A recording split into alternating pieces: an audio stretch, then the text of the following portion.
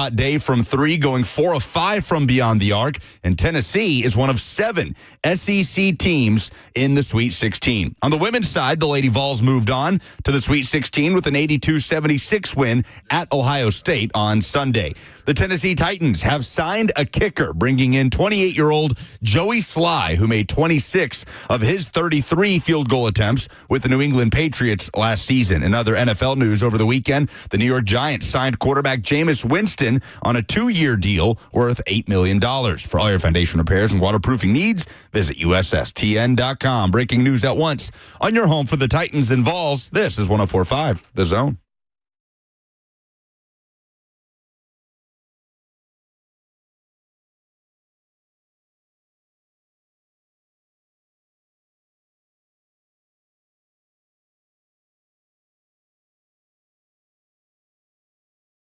Got entirely too much stimulus this morning. You got Sweet 16 set. You are 1 month away from the NFL draft. Very exciting stuff. You got Cam Ward's Pro Day, the presumptive Titans QB1 of 2025. Good morning. Happy Monday. Happy to have you. 615-737-1045 is the number. Bert, Lucas, and me until 1 o'clock. Mike Wilson of the Knoxville News Sentinel will be upon us momentarily because the Vols and Lady Vols are in the Sweet 16. Dispatching UCLA for the men pretty comfortably, 67-58 on Saturday night. And then I watched a good bit, basically the second half of the Lady Vols game against Ohio State yesterday. And Crazy game. They ended up pulling away towards the end, but Ohio State pushed them a couple of times, particularly at the end of the third quarter. Made it competitive, made it entertaining. To Lucas's point, craziness, but Tennessee able to advance, both Tennessee squads able to advance, and just an otherwise pretty chalky first weekend of college basketball. You could look at it one of two ways. You could be upset that there were not any crazy upsets, right? A 13 seed or lower did not advance to the second round for the first time since 2017, only the 6th time in NCAA tournament history. Good. Or, right, you can look at it in the way that you seem to be looking at it. Give me the best teams. Give me the best games, the best matchups. I'm a little bit torn. I like to see a St. Peter's or an Oakland shock the world in the round of 64 or the round of 32, unless it's at my expense.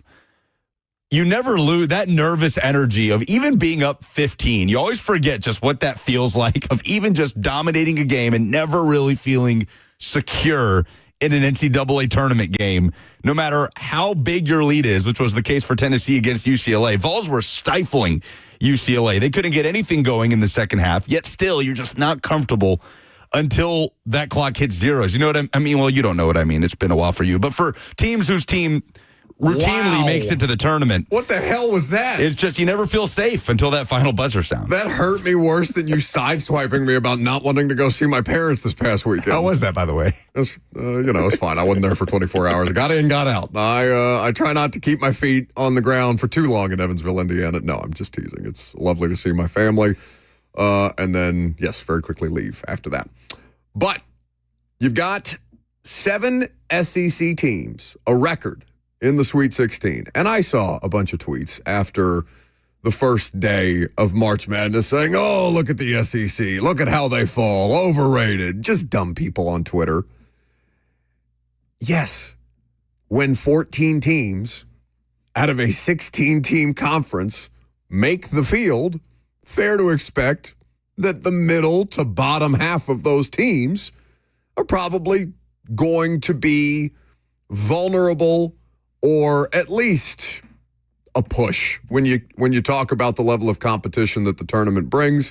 But the fact that there are half of them remaining in the Sweet 16, advanced out of the first weekend, a testament to the strength of the league, and just why people are, I mean, I know why people are so quick to jump on the SEC's neck or try to jump on the SEC's neck, because they hate it.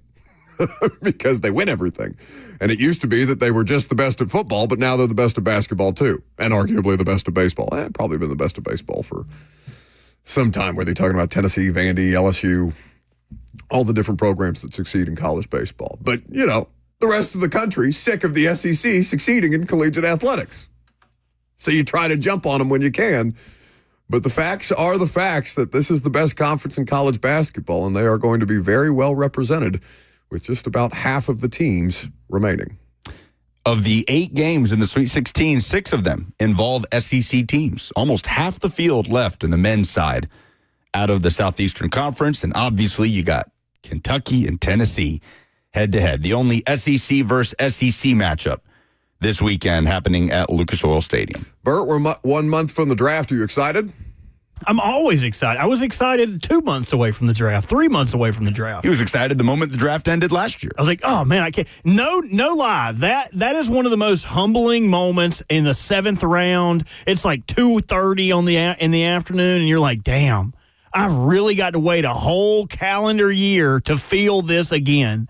It's one of the sad. It's like the post-draft clarity. You remember in college, you might finagle with a woman that you wouldn't have likely gone with, and then the next morning you're like, "Oh, that was kind of gross." That's how I feel about the draft, but I'm opposite. Sure she felt the same way about you. Well, why'd she keep calling me back?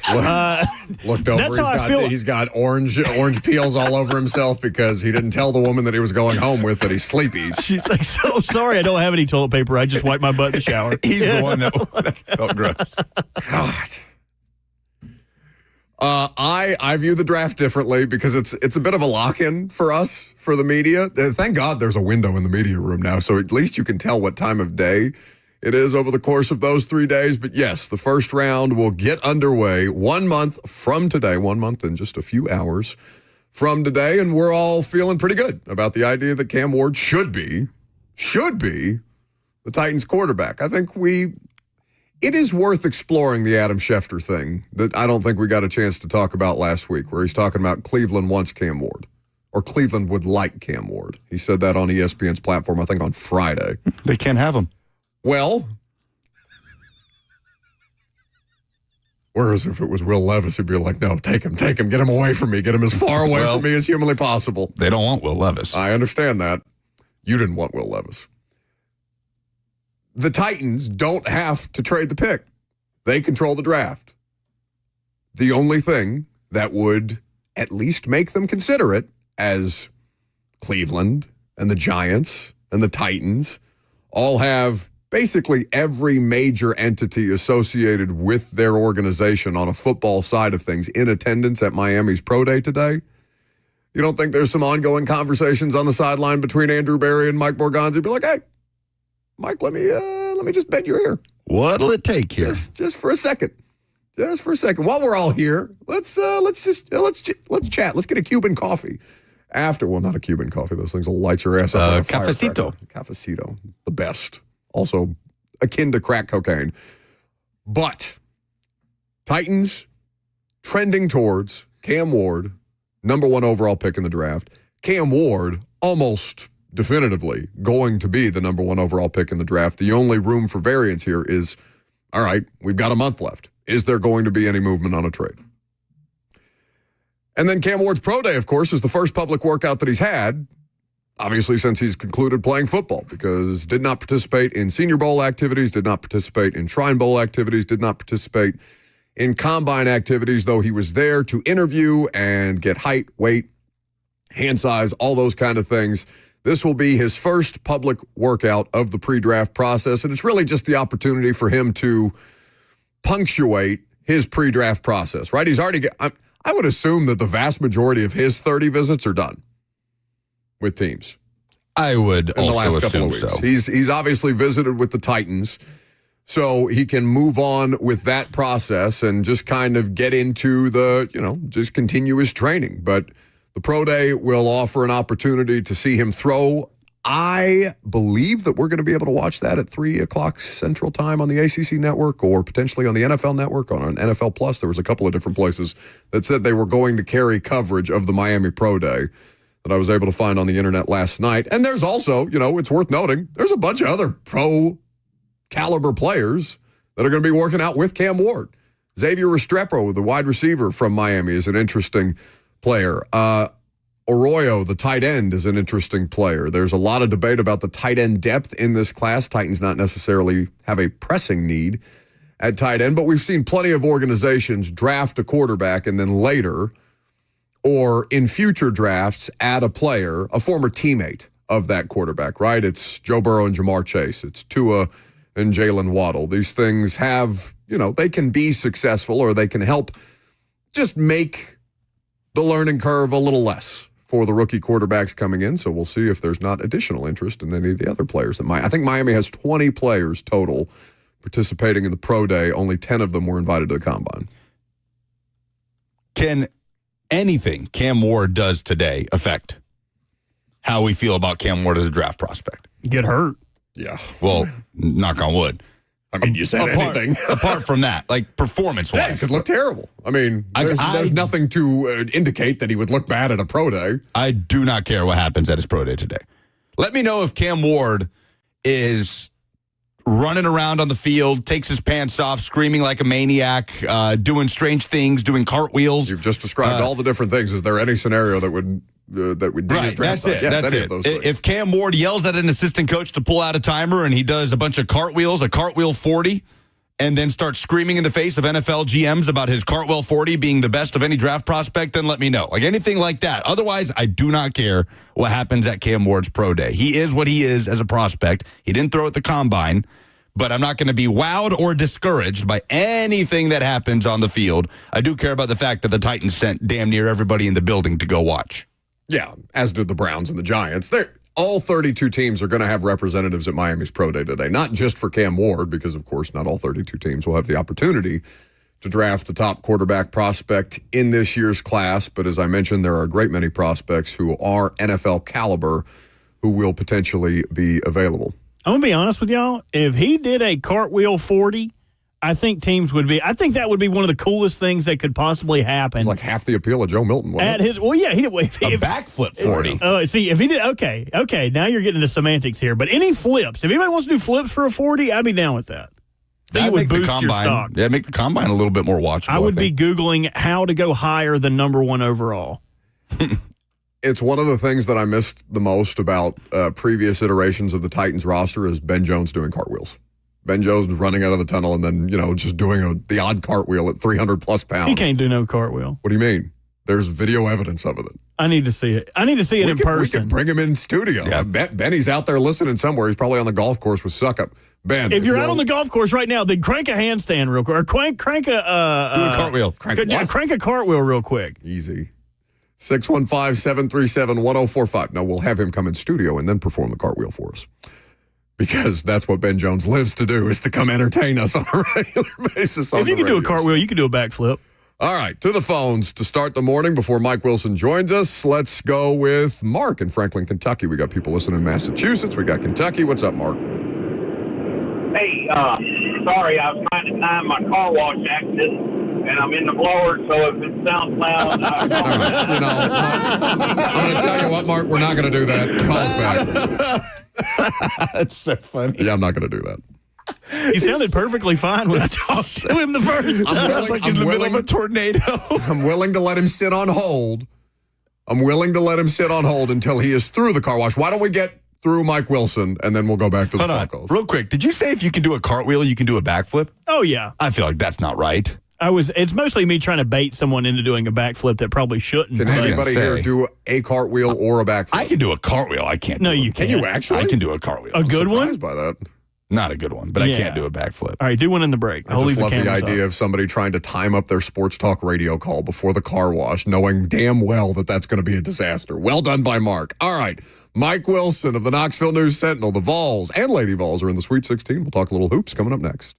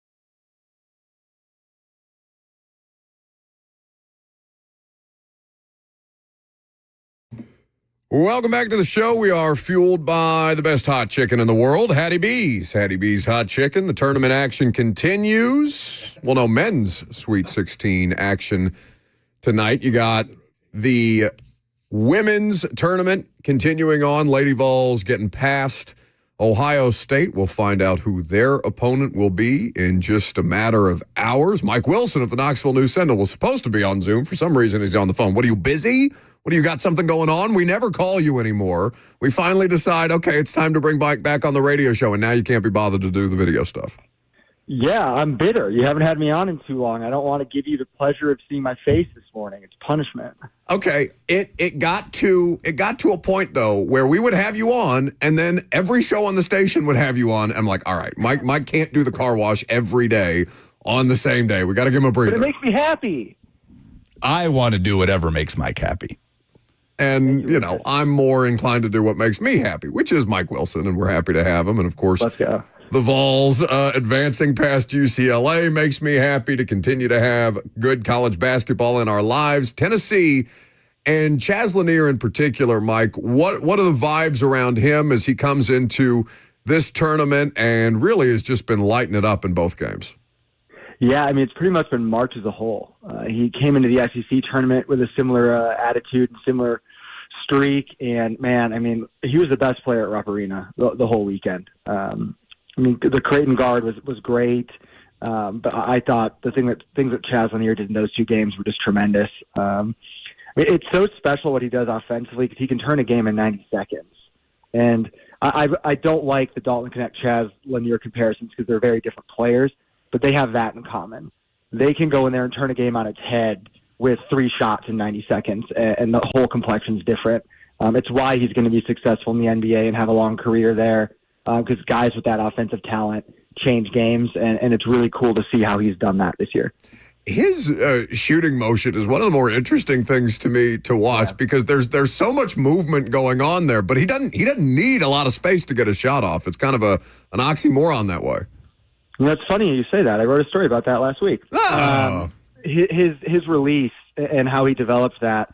I mean, that's kind of been the standout thing this year because I remember seeing him in preseason workouts last summer, and you're like, man, like that shot starts really low. Like you see that low kind of almost in his left hip pocket was where it was starting at that point. But he gets that ball out so quick. You know, the coach has talked about he doesn't have to find the seams on it like a lot of shooters do. He's learned to position his body perfectly well toward the hoop, so he doesn't need to get square once he has the ball. He's already there. And I talked to his old coach at North Florida for that, and he talked about like how many times do you see a defender surprised that he shot? It's like they never actually surprised he shot, but he gets it off so fast that they almost look surprised. That's one of the things that makes him very special, is that quick release. I mean, that ball is gone. It's in and out of his hands. It's like boom, boom, in, out. And that's really one of his biggest weapons as an offensive player.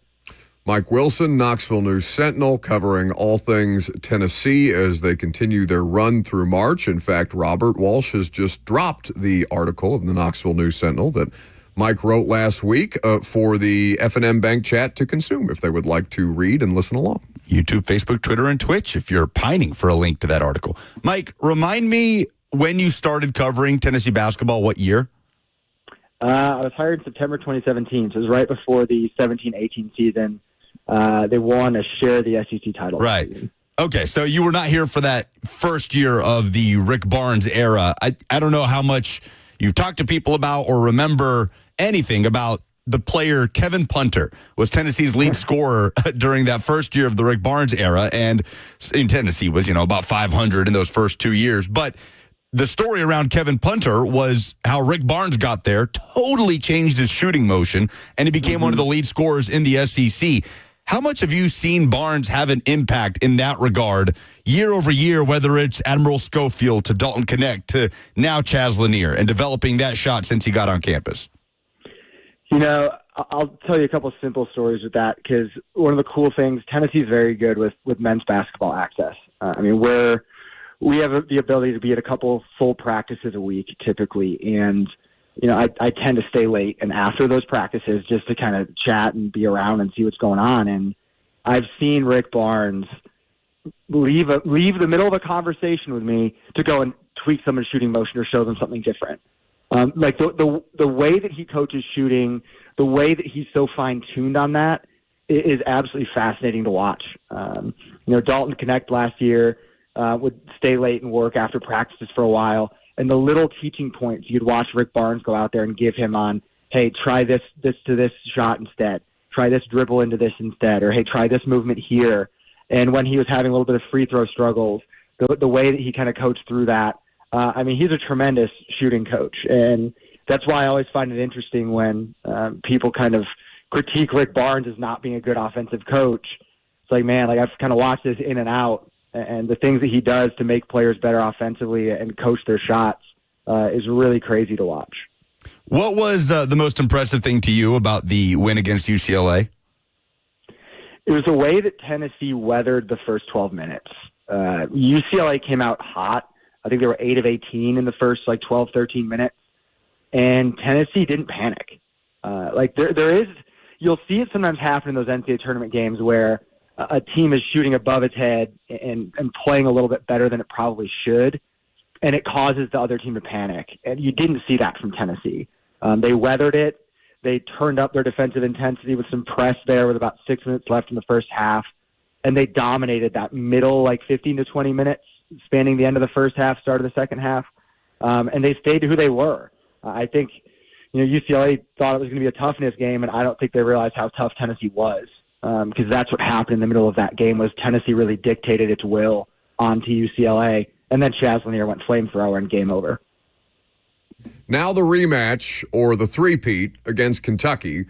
Kentucky getting the best of both regular season games against Tennessee for a couple of different reasons. They looked pretty comfortable handling Illinois 84-75 yesterday, Mike. Is there any reason why Vols fans shouldn't be having a re-aggravation of BVS, battered Vols syndrome? I think it's almost like pre-battered Vols syndrome, where it's just the panic of the thought of a season ending against Kentucky, which hasn't happened before, right? Like, this is the first time they're meeting the NCAA tournament, so it's a very different environment. The first two games followed, pretty similar patterns, right?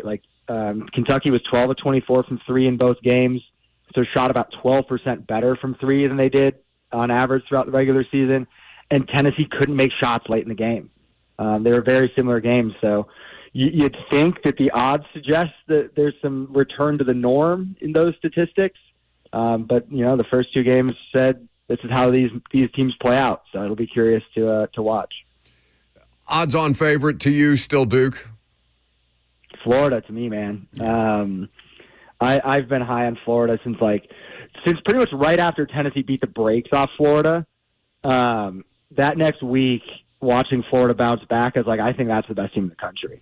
I think they're the most complete team in the country, most balanced team in the country, and they're right there. And honestly, I like Houston a little more than I like Duke as well, just because they're old, and I trust the way they play defense, and I don't trust the ACC still. We've seen what the ACC did in this tournament, and Duke had a tremendous season. They're tremendously talented. There's no questioning that. But the ACC speaks for itself right now, and it wasn't a good conference. So, yeah, Florida's been my favorite for a while, and they still are. That was the best game of the first weekend to me, the UConn-Florida game yesterday, 77-75. Florida able to outlast the Huskies because for, 30 minutes, UConn was giving them all they could handle, and then, of course, Florida has the scoring power to be able to take over at any point, and Walter Clayton Jr. he's just spectacular. He's so much fun to watch. Best guard in the country. You said best guard in the country?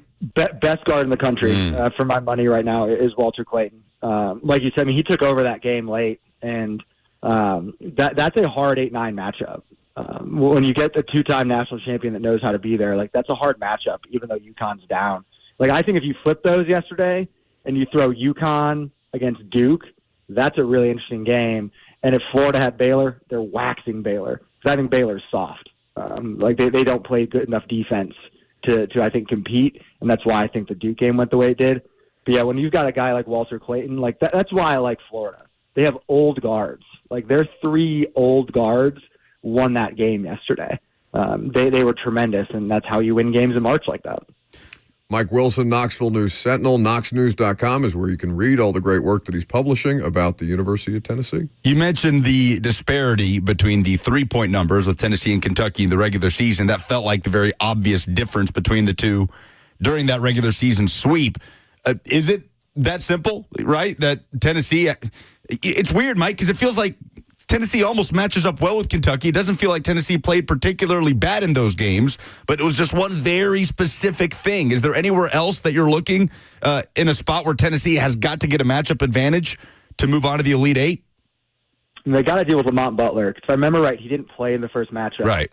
And I don't remember how much he played in the second matchup. He played, but he got hurt with about 6 minutes left and left the game. Tennessee still wasn't able to close it out. Yeah, it's like dealing with him in a full game. Like, that's the thing I'm going to be paying attention to because he was awesome against Illinois. I thought he was probably their best player during that game yesterday. So that's a factor. But, yeah, I mean, you look at the numbers. Tennessee's got the best three-point defense in the country. 5 games all year did a team shoot better than 40%. And the only team that shot better than 45 was Kentucky, and they did it twice. So is it they match up well with Tennessee and they get good shots on Tennessee's defense? Is it Kentucky's shot over their abilities against Tennessee? Like what shook out there? Does that go back to where, they average about, I think, 37.5% from three? Do they shoot their average? Do they shoot 50% again? Like, that's where the game was won and lost at the 3-point line. At least the first one was, because Tennessee was 11 of 45 in that game and missed like 14 in the final 6 minutes or something like that. So that's where that was lost.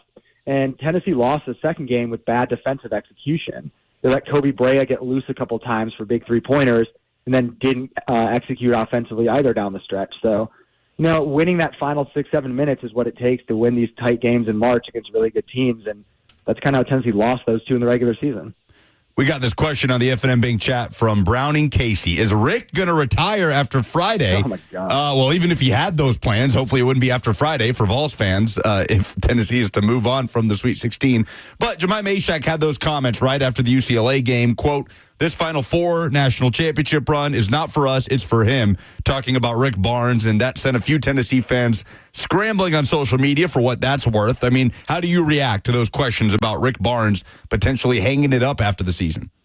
This is the second time this year that a comment has been taken as Rick Barnes is retiring. The first one was Rick at a booster club, the tip-off club, saying, I don't know if I'd still be doing it if not for Zakai. Like, the reaction to that was, Rick Barnes is going to retire because Zakai is gone. I thought that was reading too far into a comment. I think he was just saying a reality, like, that's how much Zakai Ziegler means to me, is that, like, he gets me going. Like, I love coaching this guy. Jemai Mashack's comment's not a new comment. The players have said those things for years about Rick Barnes. You can go back to the 2022 SEC tournament title game and the way that the players reacted to that and Rick Barnes at that point, getting to Sweet 16s, Elite Eights. Like, it's just a common thread.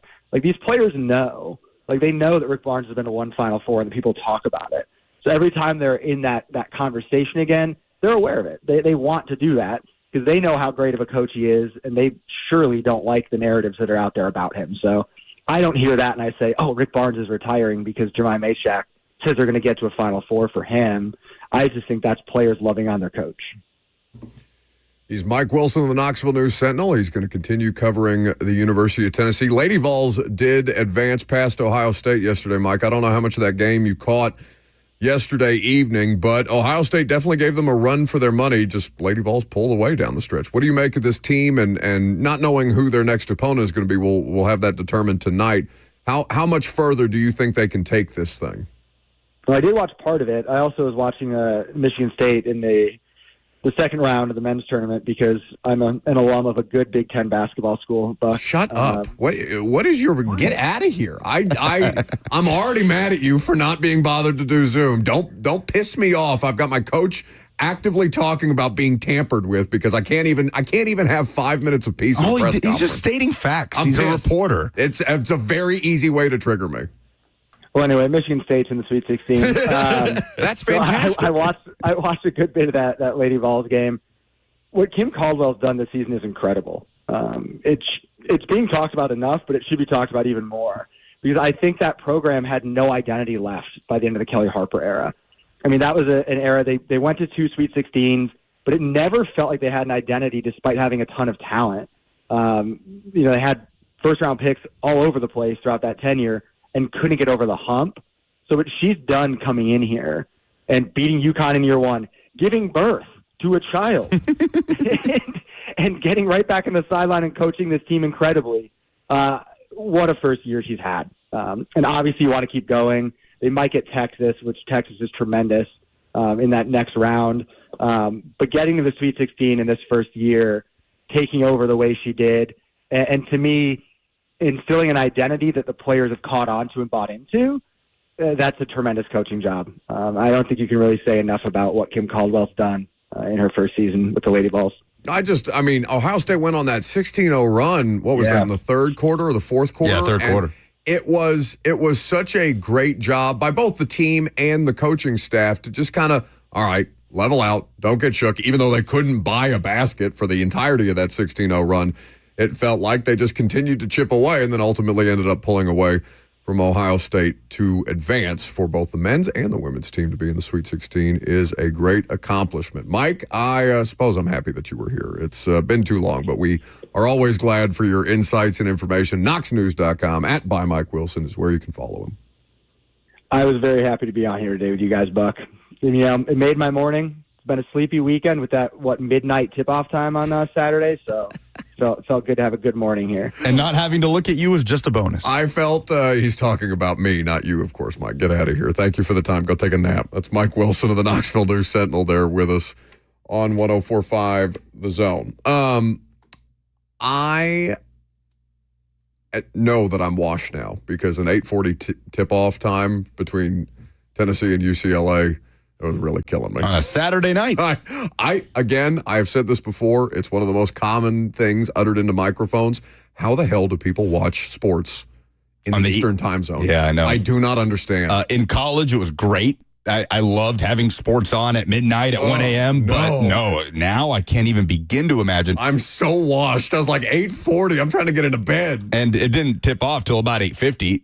I'm guessing you didn't stay up for Oregon, Arizona last night. No, I actually did. You did. I did too. It was a good game. I was up riding, so I stayed up to the end of it.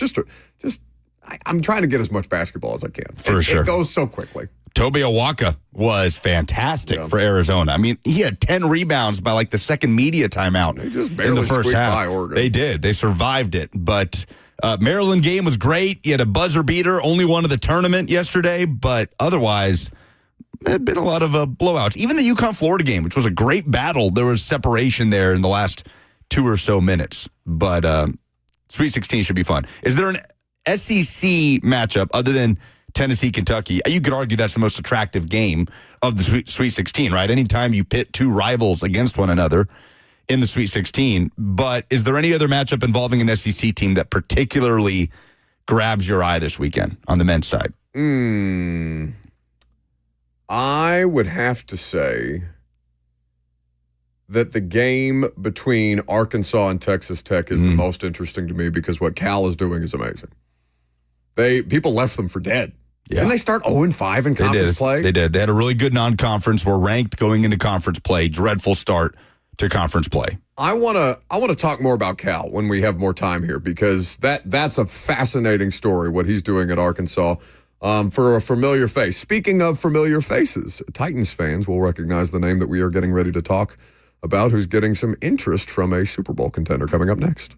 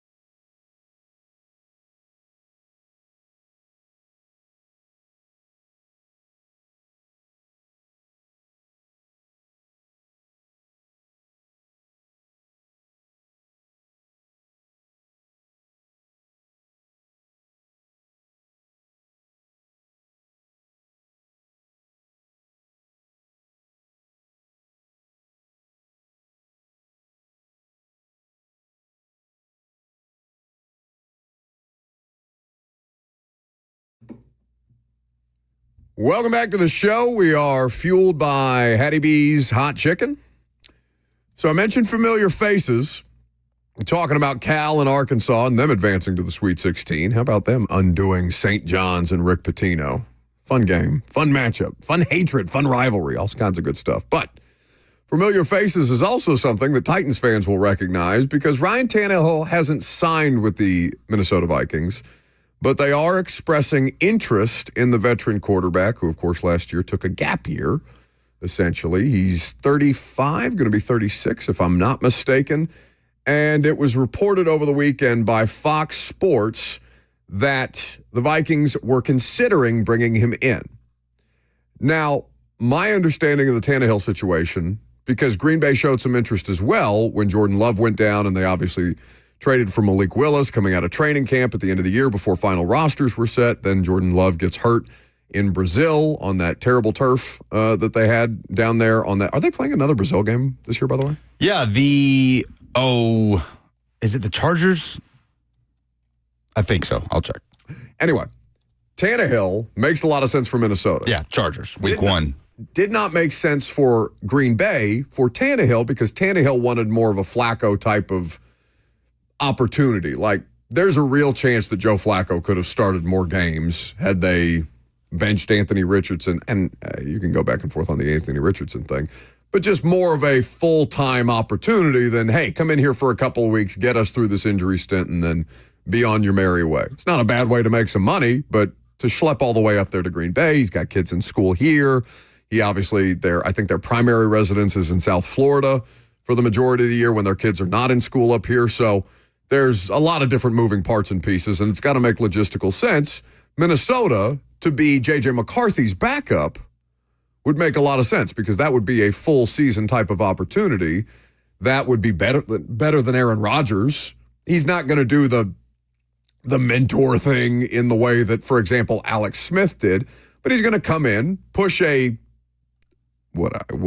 you'd almost call him a rookie quarterback in J.J. McCarthy, even though he's going into year two, but essentially push him to be the best version of himself. And if McCarthy's not ready, then Tannehill is a capable starting quarterback on a roster like Minnesota's. 37, not having played football in over a year. Oh, he'll be 37 in July. Joe Flacco was called off the couch to join Cleveland in 2023, but he had played the previous season. He didn't wait a full calendar year. You did have Teddy Bridgewater last year, who did not play a snap. He's just coaching his alma mater, winning a state championship on the sideline. And then he gets called up to be the backup in the playoffs. And Bridgewater, I guess, went over a year without playing a snap in the NFL before that little playoff stint. But Bridgewater's much younger. 32 years old. So you just don't see it that often, sitting out a full year at that age and then coming back. Yeah, but how much better does he feel after sitting out a full year than after the last 2 years of just getting the snot beat out of him behind terrible Titans offensive lines? Oh, it'll be cheap. It'll be an insurance policy. I guess I get it from Minnesota's perspective, but... Well, yeah, it's better. Again, is it not better than Aaron Rodgers? It is. I think Aaron Rodgers is a better quarterback at this point in time than Ryan Tannehill. What basis Robert, would you agree? Ryan Tannehill, 37, who going to be 37, who has not played in over a year, versus Aaron Rodgers, who played a full season with the Jets last year at the age of 40, 41. That's nonsense. Yeah, I would agree with that because last time we saw Tannehill, he had the worst year of his career. He was regressing harshly and coming back to the mean of an older quarterback. So, Aaron Rodgers was able to do things last year. Now, they did dedicate the whole offense to him, gathering weapons around him. So if they did the same thing for Tannehill, I would probably still lean Rodgers. But it's also hard for me because neither one of these guys would be a good mentor or a good tutor, as it was called in another article. Like, Tannehill has either unseated or been outright given the starting job at both franchises he was with. Aaron Rodgers has famously said he was not going to bring up anyone behind him. He's not going to drag a wagon behind him to bring anyone with him. So both of those quarterback options seem kind of odd to me. Tannehill has literally never had to mentor anyone. And when he did, he pitched a big hissy fit about it. No, stop it. He did. He pitched a big hissy. That was so stupid. He picked a big hissy. Flacco was way worse about Lamar. And he was only there for 1 year, and they shipped him off because he was so bad at it. But that's not their job. I refuse to read. Okay, but if you're bringing him to Minnesota, what is his job? His job is to push J.J. McCarthy. Okay, then bring someone in there that can do both things. That's what he is there to do. Okay, he's there. Mentorship does not have to be. His job is not babysitter. Okay, his job is veteran quarterback. I think that's his you job dumbing is it to down. come there. No, That's not what I'm literally having covered that year. No, and I all get that. nonsense I'm not saying. I'm that he not saying his had job is to around babysit It's him. completely ridiculous His job is to show him imagine how a to prepare. situation Where he can do that by pushing him. Sure. And he's not going to ice Pushing him out. and helping prepare are not the He's same not thing. going to ice him out the way that Favre or Rodgers would or something like that. Ryan Tannehill is not a bad person. I didn't call him a bad person either. Yes, but you're implying that he threw a hissy fit when Malik Willis was brought in here as competition, which is doing such a disservice to the quarterback of any team. I will take back. He threw a hissy fit, but he went out in front of the press conference and said, it's not my job to raise anyone. It's not. Okay, that's what he would be doing in Minnesota. He's No, not he wouldn't. He he's would not not pushing JJ. On no planet is JJ not starting. Not to Minnesota, not to Kevin O'Connell, but to him. His job is to go in there and compete and try and be a starting caliber quarterback. Okay, after week one, when he loses, what's his job then? To be as ready as a backup quarterback can be and to continue to push him in practice and be ready. Well, same as any backup quarterback. To help bring him along. What am I talking? To help bring him along. No, at no point after week one, when he is named the starter, does Tannehill have another chance to start unless JJ gets hurt. In the meetings? You think he's covering up his notes when he's pointing out protections and stuff like that? Of course not. Okay, I would bring someone in whose job is not to say, okay, I would like Tannehill to start. All right, Lucas would like to talk. Well, he's not going to compete to be the starter in Minnesota. They could say that. J.J. McCarthy is the starting quarterback in Minnesota this year. But you guys are acting like Ryan Tannehill is being given a job just to come in there and shepherd J.J. McCarthy through the future. No. If I am Ryan Tannehill, and I know Ryan Tannehill, he is not going to approach the job that way. That's the only point I'm making here. It's also a very different scenario from the Malik Willis thing where he said it's not my job to mentor him. Tannehill was the starting quarterback. He went into that year as the starting quarterback. Malik was the rookie third-round pick quarterback project that they brought in. In this situation, when you have a top 10 pick going into his second year in the NFL that is going to be the starter going into the year, it's much more of a mentorship type of situation than the Malik Willis thing was. I mean, why did the Chiefs bring in Alex Smith? Yes, to start for them, but to also help Patrick Mahomes along. Mike Borgonzi has talked about that. Alex Smith was a starting quarterback. He was there. Yes, but he was there for a while. You're right. But they drafted Patrick Mahomes and intentionally sat him behind Smith, and he was a huge part of his progression as a young quarterback and his development. So this is much more of a quote-unquote mentorship type of situation than the Malik Willis, Ryan Tannehill thing. So I not to say that they're bringing him in and that's his sole purpose. His sole purpose is to be the backup quarterback, but they haven't signed him, by the way. It's worth noting. No, they haven't. That's just the noise around it. Yeah. My whole point is that they should bring in someone like Andy Dalton, who is famously got along swimmingly with Bryce Young, was not there to take his job, but just righted the ship and helped him prepare over that time. You're assigning way too much value in the idea that is what was cited by beat reporters. That is what was said. Coaches do that. Coaches bring in veteran quarterbacks to help the rookie, to help the young quarterback. You guys are assuming that Ryan Tannehill is not going to help J.J. McCarthy just because not assuming that. of how this situation went down a couple of years ago? No, that's not what I'm basing it off. That was my reference. I was just referencing that. All right, I got bent out of shape because you said hissy fit. Well, he did throw a hissy fit. He was a big baby about it. Big whiny baby. Big wah-wah. That's what they called him, Ryan Wah-Wah Tannehill, because of that. And that's what I'll call him forever because they called him much worse things by the end of the Bengals playoff game. Too much was made of the it's not my job to mentor him thing. It's not like Tannehill shutting out Malik Willis. Malik was always very complimentary of Ryan Tannehill. Yes. But so was Levis. My whole point is he has never had to do this, where he wasn't the starter. Oh, no, he did. He did when he got here. He was not the starter when he got here. Sure. He sat behind Marcus Mariota, and then he wasn't mentoring Marcus. Hell, Marcus mentored him at the end of that. But then he was still a starter. He was still thought of as a starting caliber player. He is no longer thought of in that way. He has never had to mentor someone being the number two. I just can't imagine a world where we're thinking about 41-year-old Aaron Rodgers as starting caliber and 37-year-old Ryan Tannehill is not. Anyway. He hasn't played football in over a year. That's a benefit. 615-737-1045 is the number. It worked out for movement. Deshaun Watson. Yeah, it worked out swimmingly for Worked the great. much younger and more talented Now, Deshaun offensive Watson. line situation is interesting, but there are examples all over the place. Lucas, he had high ankle sprains like basically the last 3 years he was here. No, for sure. You don't He'll be think he's healthier. feeling a hell of a lot Yeah, better? he'll be healthier. It's not like he's not throwing a football I'm at just all saying. anymore. I've seen Aaron Rodgers play good football more recently than I have You Ryan need to Tannehill. stop saying that Aaron Rodgers last year on the Jets was good. That's nonsense. Stop it. We have to move on. Quarterback movement over the weekend. Cam Ward's Pro Day also going on. I'm Buck Rising. It's 104.5 The Zone.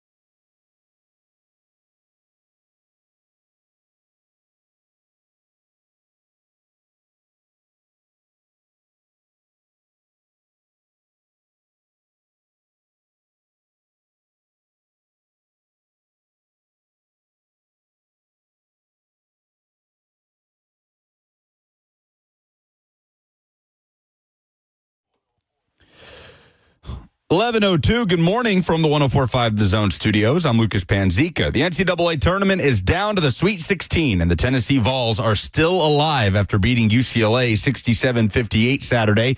Tennessee, one of 7 SEC teams in the Sweet 16. On the women's side, the Lady Vols moved on to the Sweet 16 themselves with an 82-76 win at Ohio State last night. They will play the winner of Texas versus Illinois, that one tipping off at 1 p.m. today. The Titans have signed a kicker, bringing in 28-year-old Joey Sly, who made 26 of his 33 field goal attempts with the Patriots last season. And in other NFL news over the weekend, the New York Giants signed quarterback Jameis Winston a 2-year deal worth $8 million. For all your foundation repairs and waterproofing needs, visit USSTN.com. Breaking news at once on your home for the Titans and Vols. This is 104.5 The Zone.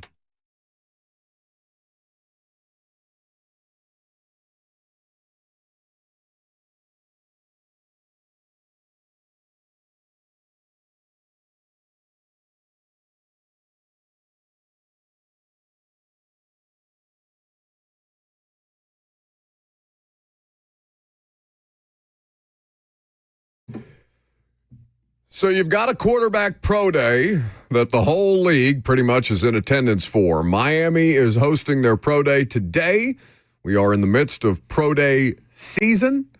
Cam Ward on display, as well as 19 other players from the University of Miami, 10 of which who were invited to the Combine. That will take place a little later in the afternoon. I think NFL Network and the ACC Network in particular are going to have live stream coverage. So if you want to watch your presumptive QB1, you can do so later this afternoon. First public workout that he'll have of this pre-draft process. No Combine, no Senior Bowl, no Shrine Bowl. Social media videos of him trash-talking Shedeur Sanders not included. Yeah. When did that actually happen? Because I feel like that was a while ago and it just started to recirculate. I think they've worked out together on multiple occasions. I'm sure they have. Shedeur's pro day, I want to say, is in April, a little later in the process. But, of course, we will keep you updated on that. Titans expected to be in full force there at Colorado as well. Now, there's been some quarterback movement, which is interesting here because it happens with the teams who are also at the top of the draft order. To Lucas's update, you mentioned a 2-year, $8 million deal reported, I believe, first by ESPN that Jameis Winston was going to join the Giants. And he, as is Jameis's custom, excels on social media with the messaging, tweeted, "Start spreading the news," with a capital W and a big apple emoji because, of course, Jameis eats W's, and now he is coming for the big apple. This is after the Giants flirted around with Matt Stafford, or really did more than flirt. They put together an offer. They wanted met him. the Rams' requirements, and just ultimately Stafford looked around and said, I don't think it's worth it to go to New York right now. I'll just take a little less money and stay in Los Angeles and still have the opportunity to win a Super Bowl at a more advanced age. They, of course, flirted with Aaron Rodgers. I think that flirtation is still ongoing, though Rodgers does not seem to want to flirt back with the Giants in particular after spending, 6 hours meeting with people in Pittsburgh? Yeah, got there at 9 a.m., left at 3 p.m., according to reports. He met with Mike Tomlin. He met with Arthur Smith, other members of Steelers brass. But with the Vikings seemingly off the table, we've discussed it. Steelers, at this point, really the only thing that would make sense for Aaron Rodgers, For him, right? yeah. The only thing. And for them, I mean, I don't know what they're going to do. If they Exactly. Mason Rudolph is their only quarterback under contract. if I'm No, not they have mistaken. nothing close to a starting solution apart from drafting Jackson Dart at 21 overall. They could. Russell Wilson has visited both of those teams. Or no, excuse me. He's visited the Giants. I don't believe Russ has visited the Browns just yet, or at least I haven't seen that. Flacco also visited with the Giants, so that's an option that's available to them. But in particular, the Jameis move is interesting because is Cleveland, or rather, are the Giants going to start Jameis Winston if they don't get their hands on a quarterback at 3? They could trade out of 3, trade back later in the first round, and take Dart in the late teens, early 20s, potentially. Cleveland here also does not have a set quarterback solution just yet because they're sitting there at 2. And they have Kenny Pickett and Deshaun Watson, but Deshaun Watson is not expected to be available anytime soon. And we have seen the Kenny Pickett experience. Had a good game in reserve duty for the Philadelphia Eagles when he was forced into action. But beyond that, hasn't really shown much since being a 2022 first-round pick of the Pittsburgh Steelers, was a starting quarterback there for a period of time, then got traded to Philadelphia. So what the Giants and Browns are going to do at quarterback is still unsettled. For what it's worth, Russell did meet with Cleveland. Okay. Dan Orlovsky tweeted today, just this morning, he guesses Russ will sign with Cleveland very, very soon. And Minnesota looks to Flacco, ? Is what's in the tweet. From Orlovsky? That's what Orlovsky Dan said. getting in the news He breaking said business? No, not necessarily. He said 2 questions looking are, who is Cleveland going to add and who will be the vet in Minnesota? He said, guess is Russ signs with Cleveland very, very soon. He's asking the question. So he says, guess Russ signs with Cleveland very, very soon and Minnesota looks to Flacco? Minnesota looks to Flacco. Okay, got it. The intonation there, very important. This is great. Somebody replied, no one wants Wilson, and Dan Orlovsky replied, Tom Hanks did. Dan's got pretty good at responding to the trolls on social media. Also, Saquon Barkley called it. Jameis Winston's landing spot. He asked him at the Super Bowl doing his media stuff for Fox. Jameis asked Saquon. Right. Where should I go? Where should I sign this year? And Saquon said, New York. I think they need a quarterback. There you go. Because it's just Tommy DeVito and Jameis in New York, and it's just Kenny Pickett and Deshaun. So really, just Pickett. Yes, Deshaun with his exploded Achilles. Twice exploded. Combusted. Achilles, apparently. So we are talking as if Cam Ward to the Titans is a definitive thing. And it should be thought of as almost a definitive thing because they don't have to trade the number 1 overall pick, and they need a quarterback as badly as the other two. And they only have Brandon Allen and Will Levis. So it's Brandon Allen, Will Levis. It's Jameis Winston, Tommy DeVito. It's Kenny Pickett, Deshaun Watson. The Titans didn't even sign a quarterback that you can even pretend to suggest could start this season. So, yes, Jameis that's where has I'm at at. least started games. Pickett has started. I mean, Allen started a game last year, but you understood the circumstances around that. Is there a scenario in which they don't end up picking Cam Ward number 1? I mean, of course there is. Until they do it, until the card is submitted with Cam Ward's name on it, that's still an open discussion. We are 1 month away. A month is a long time. We are treating it, and I get it, we almost should be treating it as if it is a no-doubter that Cam Ward will be the Titans quarterback. But I'm looking around at Cleveland and New York and seeing the moves that they're making and saying, what is going to keep them from not making one of these desperation offers if they are actually that into Cam Ward? The Titans will keep them from doing it because the Titans have the ability to stick and pick. Sure, Lucas, but yes, if the offer is not sufficient. But everybody has a price when it comes to draft capital. Sure. So there is a price that exists out there still, no matter how much Titans fans want to ignore that possibility. And it's a slight possibility. It's the smallest percentage possibility. But the offer exists out there that would leave them no choice. If they got an offer that was so overwhelming in a class that many people have talked about as weaker, or you not being able to get that kind of value for this year's number 1 overall pick, they would have to take it. I get that thinking, and I'm sure there are many GMs that feel that way, that there's a certain barometer of if it's above this, then you simply can't say no regardless of who the player is. But I got to think there is a feeling of, depending on how much they love Cam Ward, that there is no number of draft picks more valuable than a franchise quarterback. I just don't think that exists in that world. You can't operate in that space that way. That there's no number of draft picks that exist that's not worth a player. A franchise, not a player, a franchise quarterback. A quarterback. Russell Wilson. If you draft a quarterback number 1 overall, your expectation is that he is your franchise quarterback. Sure, that's anything fine. below that there is still is a price disaster. to get that pick. There is still a price. Sure. I'm just saying. It would be more than the average, all right, let's make a trade for number 1 overall. I mean, J-Rob got a steal from the Rams, and that was when there wasn't consensus really on Wentz or Goff, I don't think, up until Goff went 1 and Wentz 2. We basically talked about them, not as equals from a trait standpoint, but they were kind of on the same footing, right? It's not like Shedeur and Cam this year. So, yes, of course, the offer exists. I get what you're saying, but you can't, it would be negligent if you operated in a definitive space as an NFL executive saying, no, there's no price that you can come get this quarterback for. You can't.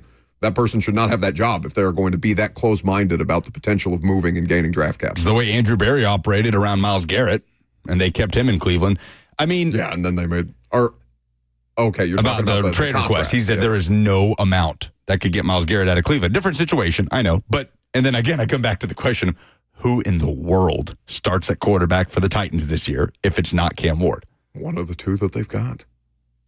Like that's not an answer to me. To me, if I know it would be hell, but they could go out and sign another. I mean, that brings your Rodgers scenario back around. That's the one thing that just wouldn't make any sense, right? Everything they've done so far this offseason, rebuilding the offensive line, spending what they have spent has been on available players, not overspending the way they did last year.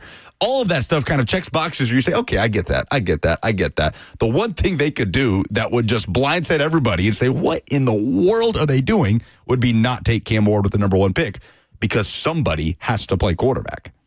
Yeah, they go find another quarterback. Again, it would suck. It would be the worst. It would be awful. They would look like fools. In that moment, they would look like fools. Brandon on the FNM Bank chat says the Bengals didn't have that perspective when they drafted Burrow, the perspective of there's no trade offer that could get us off this pick. I don't know that. I don't know that, but I could believe that. Now, Cam Ward's not Joe Burrow. It's just such an easy thing to say. Well, of course, Joe Burrow, no doubt. If a team had come with a commensurate offer that would have made the Bengals have to second guess, then of course they would have at least had to consider it. Whether or not they ended up taking Joe Burrow is a different matter. And of course teams are going to say, no, he was our guy the whole time. That's what they say about every draft pick. Isaiah Wilson was their guy the whole time, all right? So it's a very romanticized way to look at it after the fact, and I get it. You are trying to block out any scenario in which Cam Ward is not playing quarterback for your football team next year. I understand. I am also in that headspace. But it would be foolish to not acknowledge that if he just comes out there and wows everybody that's in attendance in Coral Gables today to watch his pro day, that the Giants and the Browns don't start sweating it again and start recalibrating their offers to get up to number 1. 615-737-1045 is the number if you want to jump in there. Cam Ward's pro day will be later this afternoon, so I'm sure 3HL will provide you updates or some level of information as that continues to go on. We'll talk about the Vols in Kentucky because that is the Sweet 16 matchup for the University of Tennessee, and we'll see what the BVS vibes are like. I'm Buck Rising. It's 104.5 The Zone.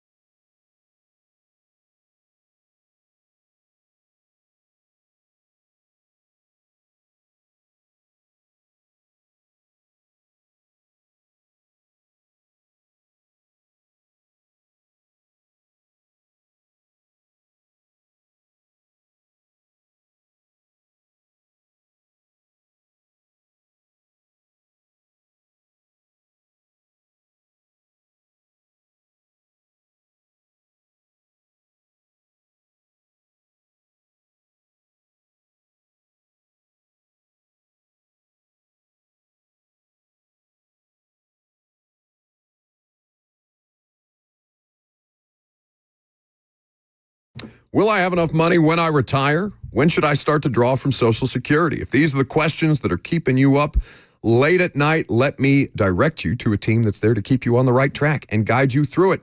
That's Trajan Wealth, Trajan Wealth, not just any financial firm. They're your partners in securing your financial future. They're more than just a fiduciary firm. They're a family-owned, veteran-led team that puts your needs first. So let their decades of experience specializing in retirement planning and wealth management work for you.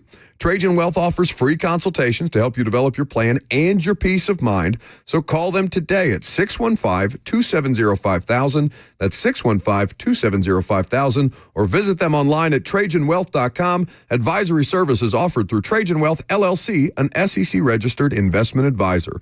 This is a paid advertisement.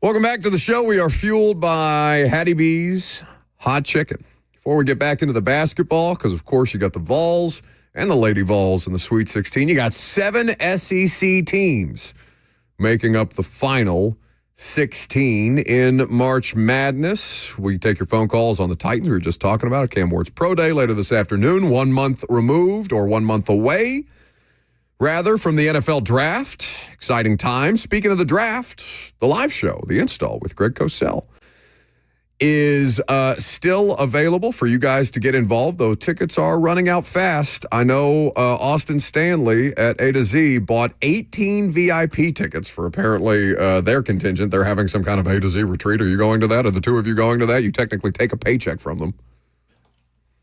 I was not invited. Didn't catch the invite. See, it wasn't so much as an invite for me as a threat. You better be there or else. So no, I'm kidding. It's okay. It'll be fine. I'm sure that they would extend the invite to you. That may be premature. I may have just told people their plans. Oh, I am not as full-time over there as you guys are. Yeah. Yeah. When you say it like you got to go back to the old, but you hear that work whistle, back to the old coal mine. to Got the to get salt back mines. to work for the old A to Z. Back to my roots. Prime time tonight, by the way, 7 p.m. But VIP tickets for the install. Austin told me they bought 18 VIP tickets for the A to Z contingent, which means that we are over the 100 tickets sold mark, which means that if the Titans do, in fact, draft Cam Ward, and you want to hear Greg Cosell's analysis of Cam Ward at Miami, his strengths, his weaknesses, how he's going to fit in Brian Callahan's offense, and tape cut-ups to that effect, and also the ability to ask Greg Cosell, the executive producer of NFL Films, questions about all this. Greg was telling me that Charles Davis, Bill Belichick, and somebody else were in his building the other day in his office talking about a variety of different Just things. a who's who. Just talking shop, catching up. So if you want to ask Greg questions about your presumptive, I'm going to keep saying presumptive until they actually do it, QB1 and Cam Ward, tickets are available at 1045thezone.com, and Bert will do me the courtesy of dropping the link to the Eventbrite in the live stream chat. For those of you who have not gotten the opportunity to purchase tickets yet, you can get in the door for just $30. Should be a great time. It'll be a great time. Tony is calling us from Alabama. We got people calling from all over the place today. Where in Alabama, Tony? I'm on the road from Mobile to Huntsville this morning. All right. For work. Lovely. Hey, I never thought I'd say this, but I kind of agree with Buck on this one. In that, clearly, I think the Titans have a price in mind for the number one pick. They're not taking the approach that the Bears did with Caleb Williams. If they were sold on Cam Ward as the number one pick, we'd know it. Where the Bears brought in Caleb Williams in the offseason to go over the playbook, they were printing jerseys by this time before the draft. So clearly the Titans aren't sold on Ward, or I think we would know it based upon how the Bears and teams are starting to approach that number one pick. If you're sold on him, tell everybody to start working the contract now. And so that makes me think they're still open to someone moving up. That's all I got this morning, bud. Thanks for the call, Tony. My point is they better be. Like they have to be open-minded about this. And that's all. That's all I'd want. I still want them to draft Cam Ward because I believe Cam Ward is worthy of the number one overall pick in this year's draft. This is a team that has a glaring need at quarterback. And I think he has a better chance to succeed here, given a worse roster, than a roster that Shedeur Sanders might go to, with less of a talent ceiling. Shedeur, brings plenty to the table, too. It's not like I'm completely out on Shedeur Sanders, but I'm out on him here because it would be a lot harder for him to succeed with how many other things that they have to make up for. Cam Ward's going to be able to talent his way out of a lot of situations in his rookie season. He's going to have to because they're still not, by any stretch of the imagination, a complete roster. So let's just take the Bears and the Panthers for an example, then we'll move on to talk about basketball. So the Bears traded the number one pick in the 2023 draft to the Panthers in exchange for 4 draft picks and DJ Moore, number one wide receiver option, who I'm sure Carolina would love to have for Bryce Young at this point in time. Bears received Carolina's first-round pick, which ended up being number 9 overall, number 61 overall, a late second, a 2024 first, and a 2025 second in that deal. If that was the deal that was on offer for the Titans' number 1 overall pick, I think you have to take it. As much as I like Cam Ward, and as I am on the idea of Cam Ward as the future quarterback here, that's a good enough trade that I think that you would have to at least continue the conversation. Say it one more time. So the first round pick. Yeah, the Panthers going from 9-1 to get Bryce Young. Yes. Number 9, a late second-round pick that year. The 2024 first-round pick, so a future first and a future second. Okay. And DJ Moore, right. who's a number 1 wide receiver, who also the Titans have a need for. So that's what the Panthers traded to go up and get Bryce Young. Now, let's play a game. Brian Callahan and that coaching staff in Cincinnati sitting there in the 2020 draft, if they got a near carbon copy offer for Joe Burrow, we'll never know the answer to this question, but gut feeling, do you think they would take it? I don't know, but I think that they would have to strongly consider it. That's good value for the number 1 overall pick in any year. Mm-hmm. But nothing is more valuable than a franchise quarterback. So it's just about the conviction, right? Like Callahan has said, very beginning of the process, like before Senior Bowl, Bengals knew we're taking Joe Burrow with the number 1 pick, which means the Bengals knew right after the college football season ended, that's our franchise quarterback. I don't think there is a number of draft picks in the world more valuable than having a franchise quarterback. We've seen that, obviously, with the Bengals and Joe Burrow. The window is his career, right, in his words, and I agree with him. I don't know if there's any measure of draft picks more valuable than that. So it's just about your level of conviction. We know the Titans did not have that conviction about Cam Moore that the Bengals had about Burrow. Cam Moore is not Joe Burrow.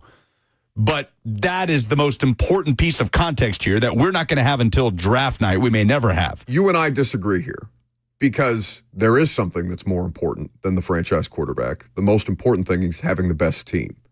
And it's not just because the Super Bowl went the way that it went. And Houston is kind of working through something like this. We talked about this last night on Primetime, Bert, and I know we're going to get the AFC South teams off seasons here in just a little bit. The Texans did not get better, right? Nobody looked around at the Texans in free agency and said, no, that team got better by trading away Laramie Tunsil. But they did get deeper across the board at a variety of different positions. So they may not be top-end talented the way that they used to, but they are protecting themselves against a significant drop-off between Laramie Tunsil and whoever else might play left tackle for them by fortifying themselves across the board, getting more draft capital to create the better team. The better roster construction, spreading that wealth across the board. So the quarterback is the most important thing to get right. I'm not disputing that. Where you and I seem to differ on this is quarterback forsaking everything for the quarterback is not, there are no guaranteed formulas to winning a Super Bowl, right? So you can take any number of approaches on this, and a lot of times you're just throwing darts. Joe Burrow is an excellent quarterback. You would rather have Joe Burrow than not. Joe Burrow was not good enough to even make the postseason in a division that's good. Right? It's one of the best divisions in football. I'd rather get Joe Burrow and build around him than build a great team and try to find someone that's not Joe Burrow. For sure. But there are only so many of those in the world. Yep. Oh, for sure. I mean, so you're talking about a very extreme example. Mm-hmm. At the highest end of the quarterback. No, that is the highest level of conviction, right? 28 other teams don't have that luxury and may not ever in their franchise's next 20 years stumble into a player like Allen Mahomes, that would be awkward, Jackson, or Burrow. So if you are taking that approach, you have to consider, all right, is this player Joe Burrow? No. Is this player potentially Joe Burrow? Maybe. I don't know. There's some risk reward in all this. It's all a gamble to an extent. Can you, I don't want to say skimp, that's the wrong word, but can you spread the wealth a little more and find above average quarterback play elsewhere? Maybe not. Ryan Tannehill is the example here because it happened here. They went to the AFC Championship because they made the change. They got above average quarterback play. They had a great roster around it. Marcus couldn't get it going. So they made the change. They went to the AFC Championship game. And that was kind of and that was sustainable for about 3 years before the wheels fell off, and then you had to build around Ryan Tannehill with Ryan Tannehill having a god-awful contract.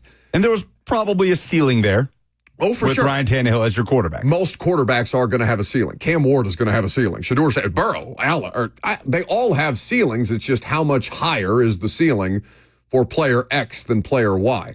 I'm assuming that they're not going to find Joe Burrow. Safe assumption. Okay. So if that's not going to be the case, then I'm not going to treat him. I'm not going to treat Cam Ward or Shedeur Sanders the same, even though I know that Shedeur has some traits similarities to Joe Burrow and Cam Ward has some traits similarities to Patrick Mahomes. I'm going to assume, and I'm probably going to err on the side of caution there, that those players aren't going to achieve the heights that the other two, who are established NFL players, are going to do. So by that logic, by my logic, I'm not going to say, well, it's Cam Ward or nothing. You might have to consider spreading that wealth across the board and say, okay, if I trade back, can I take Shedeur and build a better roster around him? Can I take Jackson Dart and build a better roster around him, depending on the value that I get for that number 1 overall pick? Yeah. You're still addressing the quarterback situation. Cleveland did this similarly. They botched the pick, right? They picked DeShone Kizer in the second round, and he didn't end up working out at all. They took Myles Garrett with the first-round pick, the first overall pick. Everybody in the world knew that Cleveland needed a quarterback. They took the best player available, then addressed the quarterback later. That didn't work for them, but that doesn't mean that it can't work for you. Cleveland didn't do it correctly because the pick was DeShone Kizer. I guess it didn't work for them from the standpoint of the quarterback position, but do you think they regret drafting Myles Garrett? Probably not. Probably not, when their GM just a couple months ago was saying there's no amount of first-round picks that could get him to trade Myles Garrett. But I do get what you're saying. And the Joe Burrow is the most extreme example there is. It's one of them. Now, it's very difficult for me to ignore the fact that the Bengals brought in Brandon Allen and then drafted Joe Burrow. And now here are the Titans with Brian Callahan bringing in Brandon Allen and sitting there with the number 1 overall pick. But yeah, but I'm not assigning any real value to that. What's more difficult to do, though? Find a franchise quarterback or build a good roster? Because I think it's the former. I think it's find a franchise quarterback, and by a pretty decent margin. And again, it just comes back to their level of conviction. Sure. If they believe Cam Ward is the franchise quarterback for the Tennessee Titans, can be, then that really jacks up the number of picks that could get you to move off of that and not take the guy that you believe can be your franchise quarterback and settle for another quarterback while improving your roster around it, where the improvement of the roster around that quarterback might not matter if you don't have a franchise quarterback. Curtis on YouTube, and you can interact with the show, Facebook, YouTube, Twitter, and Twitch. You can also call us, 615-737-1045 is how you get involved. Curtis on YouTube says, why are we doing this? Because this is what your team has to do. Your team has to consider a variety of different scenarios. Just because it's the one that you don't like the most doesn't mean that these conversations aren't had internally, doesn't mean that these conversations aren't necessary. There is no definitive answer to fixing this problem. Their problems are infinite. They have so many problems. There is no one thing is going to fix this thing, right? So you have to consider, just like you're talking about players on a draft board, are you going to, is Tavondre Sweat the only defensive tackle that they had on their board? Tavondre Sweat and nobody else? Of course not. And if it was, those people shouldn't be responsible for orchestrating a draft. There's reason to expect that they aren't anymore. You have to have contingency plans.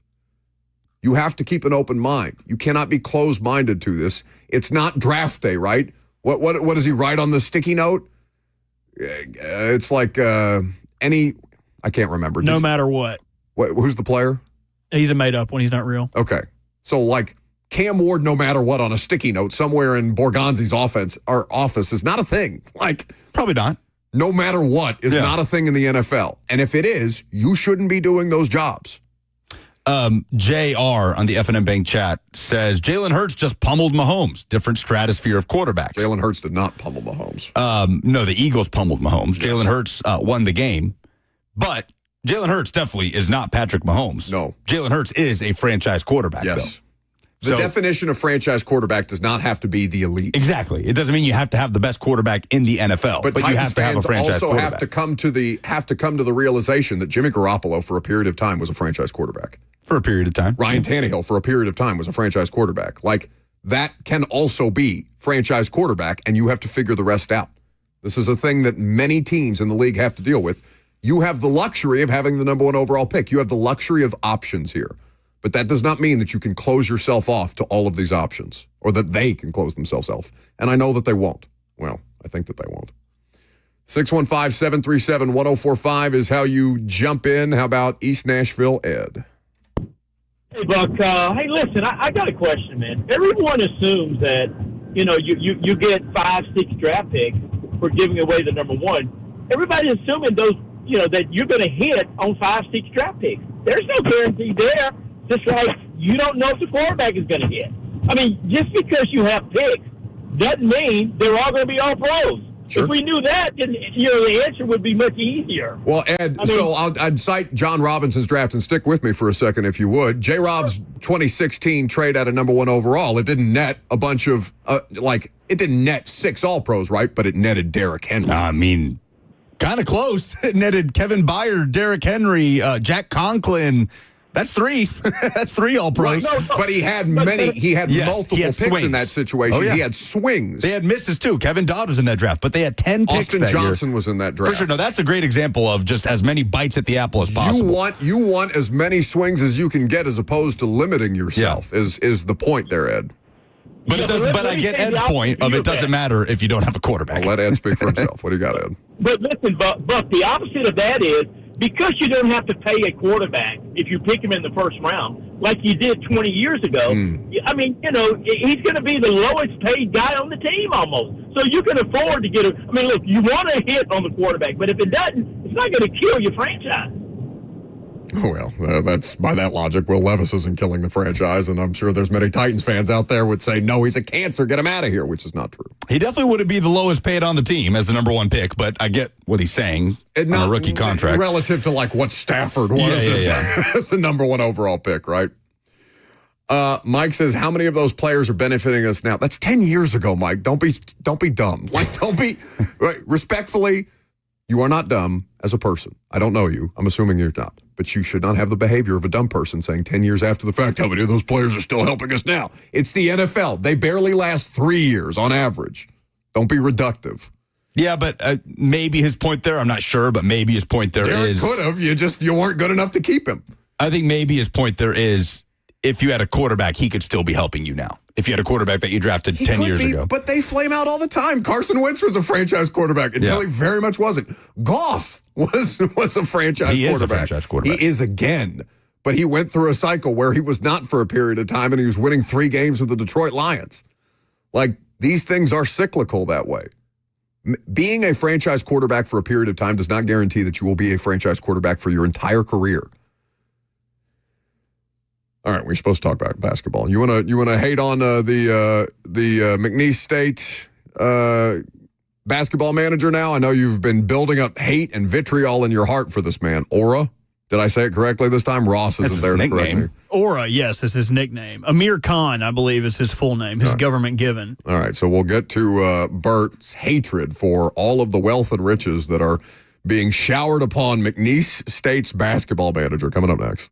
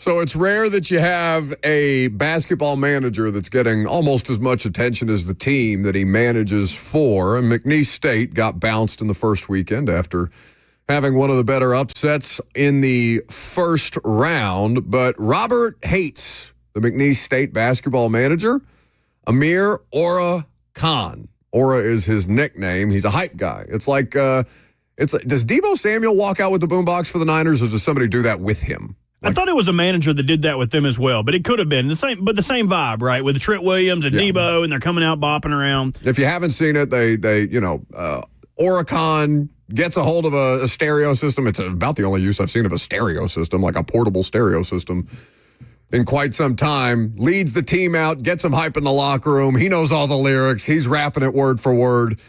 And he is such a social media phenomenon that in the age of name, image, and likeness, he is now under contract with Buffalo Wild Wings and several other major organizations, somewhere in the ballpark of $100,000 in NIL valuation for the McNeese State basketball manager. And Robert, who I thought would be one of his greatest allies here, a supporter of the working man, blue collar, hates this fact. What's wrong with you? I don't hate him. You've said this like 5 times that I hate him. I don't hate Lucas him. hates Will Levis. He does this, Robert. And you hate Ora Khan. You can't have an opinion without it being an extreme. I don't hate him, but I am worried that this is going to be my first step into get off my lawn territory. Because to me, doesn't it just seem like this should be going back to the school? Like, that dude knew all the words to one song, not NIL, I'm not taking money out of his pocket, stop making that kid on Christmas, I know we got back to the face. school? The attention should be going back to McNeese State. The attention should not be on this dude that knew all the lyrics to one song. Did you watch him come out against Purdue or whoever the hell they played? He didn't do anything. He just stood there. That's right. He didn't do anything. He knew that one song, though. Okay, he knew all the words to that. Have you not seen the entire economy that's built on TikTok for people just being able to lip sync songs? I don't care. Yes, This guy does nothing, man. Even in his interviews, he's lame. His quote about putting up numbers like Wilt for managers is lame. This dude gets no women. He's lame. You don't know that. I do know that, man. I do know that. Hey, and let me tell you, rich dudes who shouldn't get as much action as their looks would indicate that they do. He's got a bag. And he's following Will Wade to NC State, too.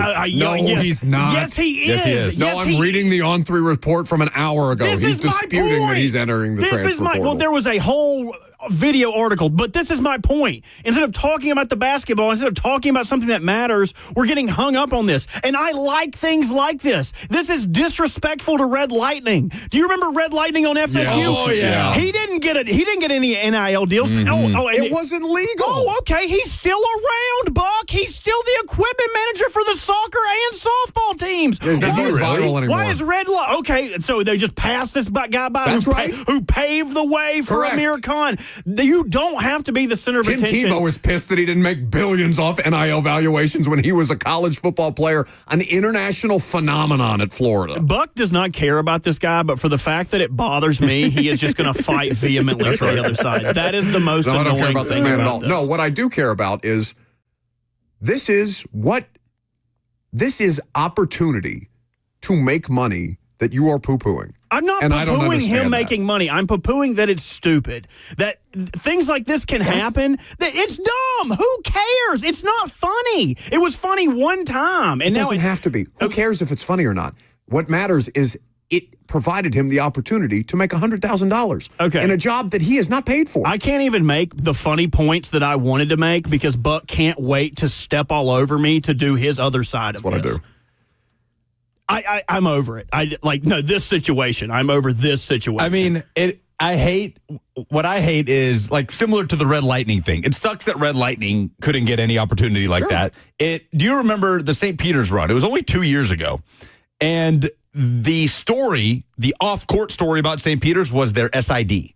Do you remember that? Their sports information director, like a junior at St. Peter's, a student, and they highlighted him every broadcast. The dude on the sideline with the glasses, and he's working so hard, and he's shuffling I do papers. remember this vaguely. Yeah, and I remember it was a very celebrated story, but I remember also watching that and being like, man, we're really celebrating this guy, and that's awesome, but I hate how much we're celebrating it because he's probably extremely overworked and extremely underpaid, if any. So I wish he could have gotten an opportunity like that. But I get the fatigue, And it's okay. But the whole point was when they did this for Red Lightning, he had side features where it was still cool. You are just being drowned by this dude everywhere you look on social media. And it's like, I don't care.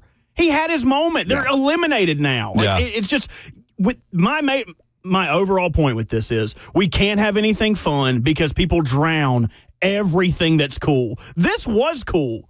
This was cool initially. Until we killed it. And then we killed it. Yeah. We do this with everything. The manager of a team, despite, I don't give him a rip how cool he is, does not need to be the center of attention. Would you have been more mad if Amir Khan got $100K or Sister Jean? I don't care if he got paid. I don't care about the money. The money is adjacent to this. Caleb Presley is arguably the coolest student manager of all time. Who?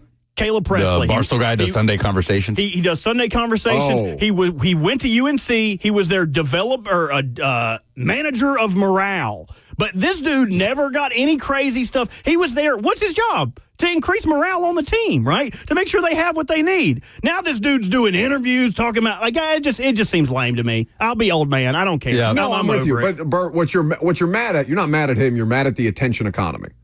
Like the attention economy is what is on display here. It's the TikTok economy. You're mad at Hawk Tua. Yeah, you are, and that is way worse. Had one viral moment for saying something dumb while drunk on Broadway, and then it's now selling people cryptocurrency. When he comes up with his own, Ann, who is one of my biggest detractors in the chat, says Bert is just mad he was quote cool at whatever poor Carolina school he went to and didn't get an NIL deal. One, I was not quote cool at whatever Carolina school I went to, and no, I was just fine working my job and being a broke college kid because I could get drunk on $20. I'm not jealous of this guy. I don't care about the money. You're not listening to. Just like Cheyenne. She's being just like Cheyenne. Taking this and making it whatever she wants to make it. Don't make this an argument against women. I'm not going to protect you against them. I don't need your help. I don't think that's true. 615-737-1045 is the number. Yeah, the Hawk Tua thing. That's the worst example of that. Yeah. Because she went on the if you're unfamiliar with the genesis of that, they were doing man on the street interviews outside of a Broadway bar.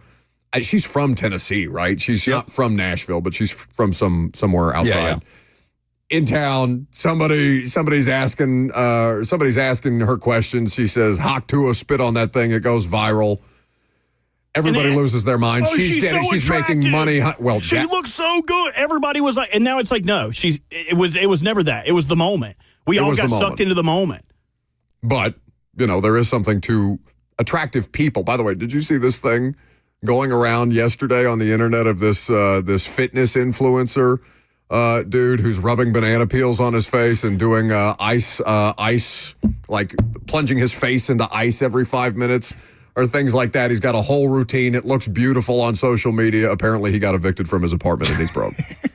So the internet is not all of what it may seem. Also, was there a disproportionate amount of attention on Amir Khan, too, because McNeese was the only thing even close to a Cinderella in the NCAA tournament? It was the only, underdog story we got to talk about in this tournament. Colorado State was a 12-5 over Memphis, but those two are pretty evenly matched. So I wonder if that's a part of it, too. Instead of talking about the cool team that made the tournament, we're talking about the lame-ass manager who puts up Wilt Chamberlain spot cleanup jobs. Whatever. Enjoy You're not your mad at him. See, what you do there is you take it from not being mad at him to being mad at him, and then you call him a lame-ass. He is lame. He's very lame. So he's not He did not go to NC State. I saw Matt Norlander reporting that he's Right, following that's what I said. Will Wade to NC Again, State. we're talking more about this than we are someone going Bert, to. he's a recruiting tool. Like, I know you're not trying to have a serious conversation around it, but he is being used by Will Wade as a recruiting No tool. one if you are deciding where you go to school based off school. Also, he's taking your NIL dollars. If that's what you're worried about. Oh, that's a good point. Like, I'm at NC State. I can't even get a good NIL deal because the daggum student manager. The manager makes more than me. It's Come tough. on. The On3 reporting from an hour ago says that Khan himself is disputing the report that he has entered the transfer portal to commit to NC State. Yeah, Will Wade's like, no.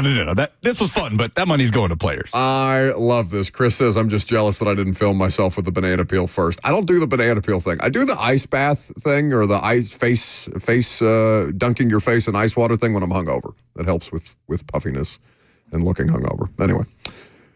Coming up next, the SEC had a hell of a weekend in the first 2 rounds of March Madness. We'll dive into that. We'll also get into which AFC South team improved the most and which team improved the least in free agency. I'm Buck Rising. It's 104.5 The Zone.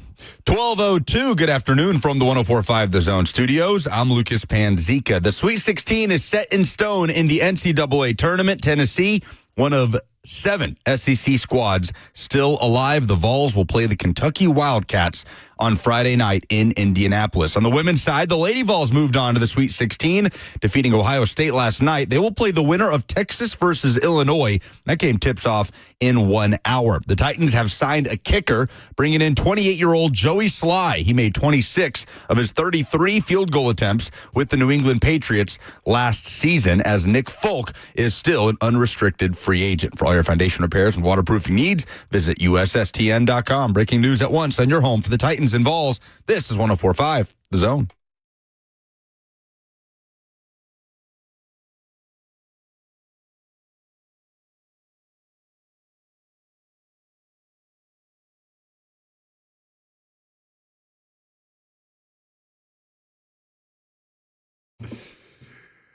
How dumb do the people who were preying on the SEC's downfall ahead of March Madness or during March Madness look today? The Sweet 16 is set, and you've got 7 teams from the Southeastern Conference representing as a good portion of the field. It's a record on Sunday. 7 teams punching their ticket to this year's Sweet 16, which one-ups the previous record of 6 set by the ACC. Do you remember when? What year?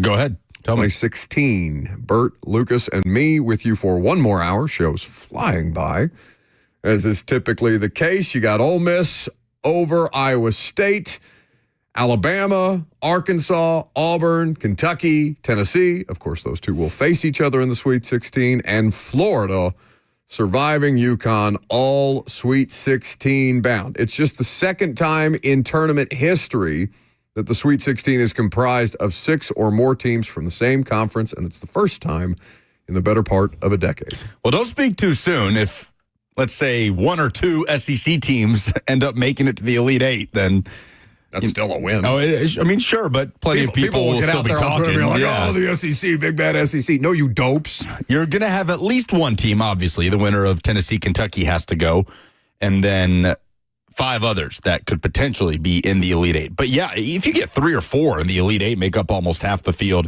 that's impressive stuff. Did you see Lamont Butler, the star Kentucky guard, has given a Joe Namath guarantee about this game on Friday?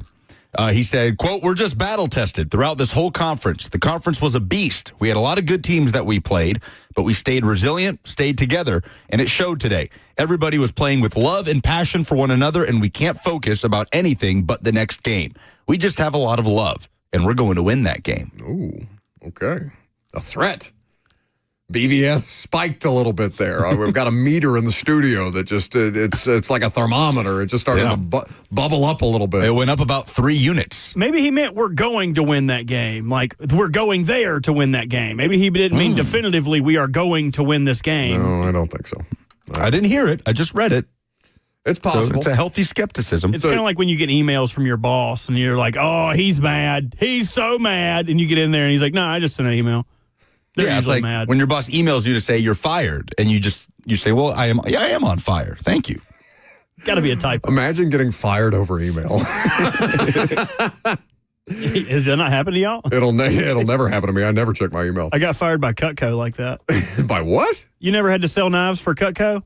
Sell knives? You sold knives? That's awesome. I got a call once about somebody like referred me to. It was like in you college. make money if you would have signed up, so I bet they did. Yeah, exactly. It Like was a someone I scam. knew tried to get me. Are you also trying to sell knives? I used to be, but I know somebody if you need to buy some. No, I'm all set. Thank you. Okay. So 2 1 seeds in Auburn and Florida, 2 seeds in Tennessee and Alabama, a 3 seed in Kentucky, a 6 seed in Ole Miss, and a 10 seed in John Calipari's Arkansas Razorbacks. The best story out of any of these is Arkansas. And people Of the SEC teams. I got to turn the mic on to talk. You didn't even want to let me make the joke, huh? You just wanted to make it yourself. But, I mean, the best story out of probably any team in the Sweet 16, I guess, not just regulated to SEC. Oh, no. It's awesome. 0-5 to start conference play this year. It looked like a disaster. The best player, the most NBA the player with the most NBA potential on their roster, not available. Arkansas doing this basically since they went to Rupp and beat Kentucky has kind of been the turnaround. Yeah. It's an incredible, even if it ends in the Sweet 16, it's an excellent coaching job by Cal. And the idea that they are, John Calipari is plucky underdog is, we get a lot of these lately where one of the figures that has dominated the landscape in their respective sport, Tom Brady, John Calipari, LeBron James on the Cleveland rehab tour after Miami and the Big Three, all these different things. Like you go through these cycles where you live long enough to see yourself go from hero to villain. Well, Cal has been hero and villain and now hero again for the Arkansas Razorbacks. And I love it. I love a good redemption tour story. And I don't think they're going to win a title because they're definitely the weakest SEC team left in the field. But it's fun, man. And the fact that he was able to beat Pitino, which I know gave him great satisfaction, that can't be their Super Bowl, though. Like, it can't peter out after they beat St. John's. Do you know the last time Cal went to the Sweet 16? It's been a while. Yeah, 2018-19 season. That's crazy. When he took Kentucky to the Elite Eight. So the last 4 years at Kentucky, he either didn't make the tournament or didn't make it out of the opening weekend. So I wonder how Kentucky fans processed year one in Arkansas, Sweet 16 immediately. You got plenty in our audience. There's one on the YouTube chat that says, why the hell could he not do that for the last 4 years at Kentucky with the best fan base? I'm bitter. And then you got BYU, who had to replace Mark Pope, who takes the job at Kentucky, who is red hot. They beat Wisconsin, and now they got to play Alabama in New Jersey on Thursday. But I wonder if Kentucky fans or if Mark Pope is feeling that pressure between the school that you just left and the school that's led by the guy you're replacing. You better not be the one that goes home first. Kentucky basketball is a job that comes with innate pressure, right? And I wouldn't pretend to speak for the Kentucky fan base on this, though there are plenty of you that can call in, 615-737-1045, if you have thoughts. To me, it's just good vibes around Mark Pope this season. Next season is where the pressure really ratchets up. Honeymoon. Yeah, this is still the honeymoon phase. So even if Cal does the unthinkable and makes it to the Elite Eight, and even if BYU does the unthinkable and makes it to the Elite Eight, I think Mark Pope, if they lose to Tennessee in the Sweet 16, it's still, wow, that was really impressive. The fan base did not have that level of expectations, and they flipped the roster. They came in, and they beat the opponent that they're getting ready to face twice in the regular season with a Wounded Warrior roster. They've been doing it basically for the entire second half of the season into the tournament with a bunch of banged up pieces and parts. You've galvanized your team. You've galvanized your fan base. I think it's just good vibes for Mark Pope this year. It's definitely great for the conference that you get one of the SEC's best basketball rivalries on full display in the Sweet 16. First ever tournament meeting between the two. I mean, just for that fact, it's the biggest Tennessee-Kentucky game in the history of the series.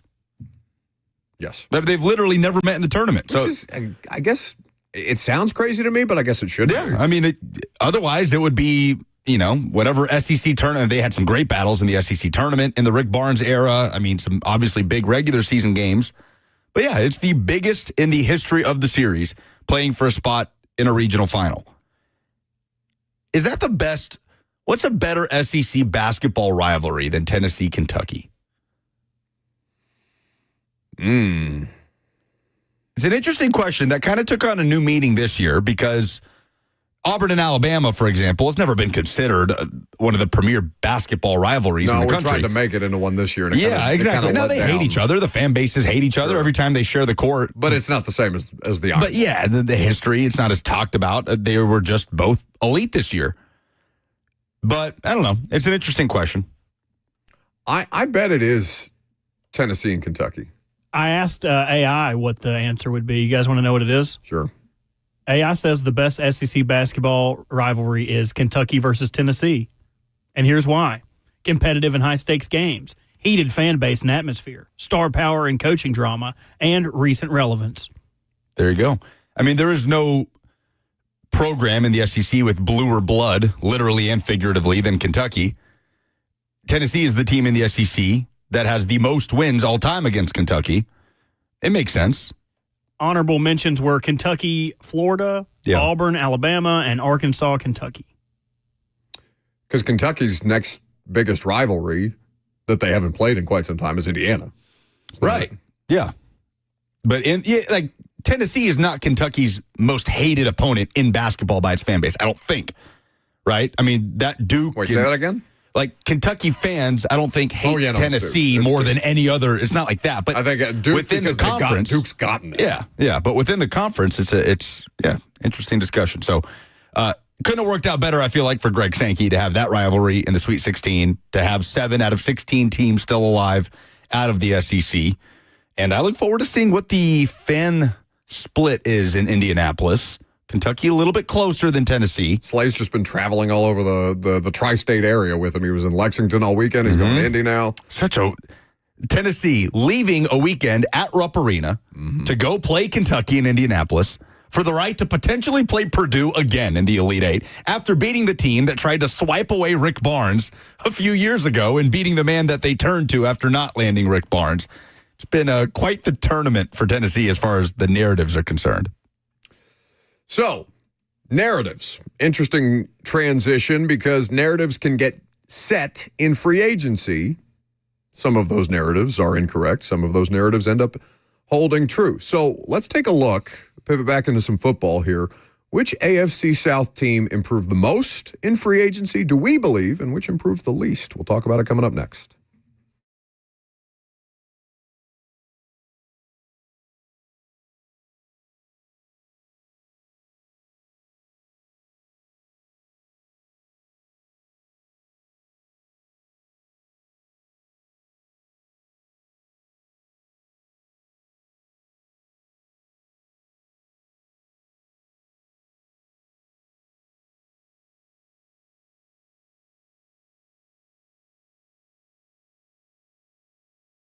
The Tennessee Men's Clinic can help you with misconceptions about getting ED treatment, because that happens. There are a lot of success stories that guys go through, and I certainly hate to hear about guys who live for any amount of time feeling like all hope is lost when it comes to ED treatment, because maybe you started taking pills, but the pills stopped working, and you've started to seek out other options. But, for example, you go see your doctor about it, and the only protocols that they may be able to offer you are things like irreversible surgery, which you should not go through before you have talked to the experts at the Tennessee Men's Clinic. They specialize in men's sexual health issues. It's all they do. It makes them the experts in the field. They have access to multiple protocols and options to treat ED based on your specific needs and what's going on in your body. Don't trust your health to an online pharmacy, and don't feel like you're out of options.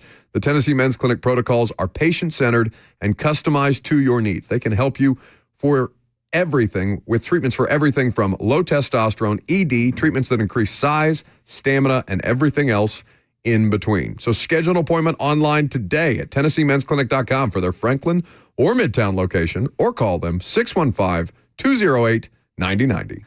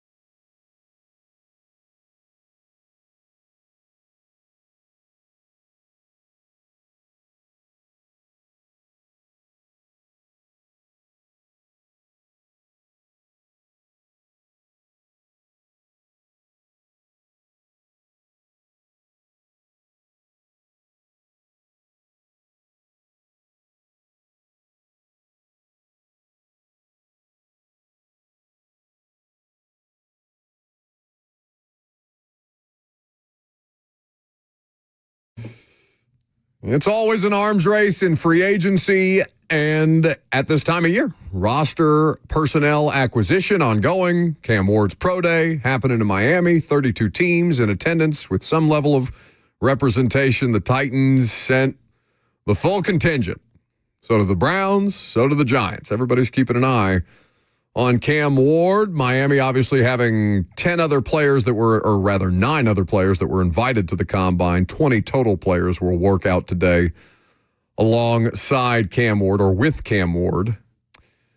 I am curious to see what comes out, what kind of conversations come out of the Pro Day, because with that many people in attendance, with the Titans having the number 1 overall pick, with the Browns and the Giants sitting back there waiting in the wings, does the Pro Day additionally motivate them to say, ooh, we should really try and trade up for this guy? Again, if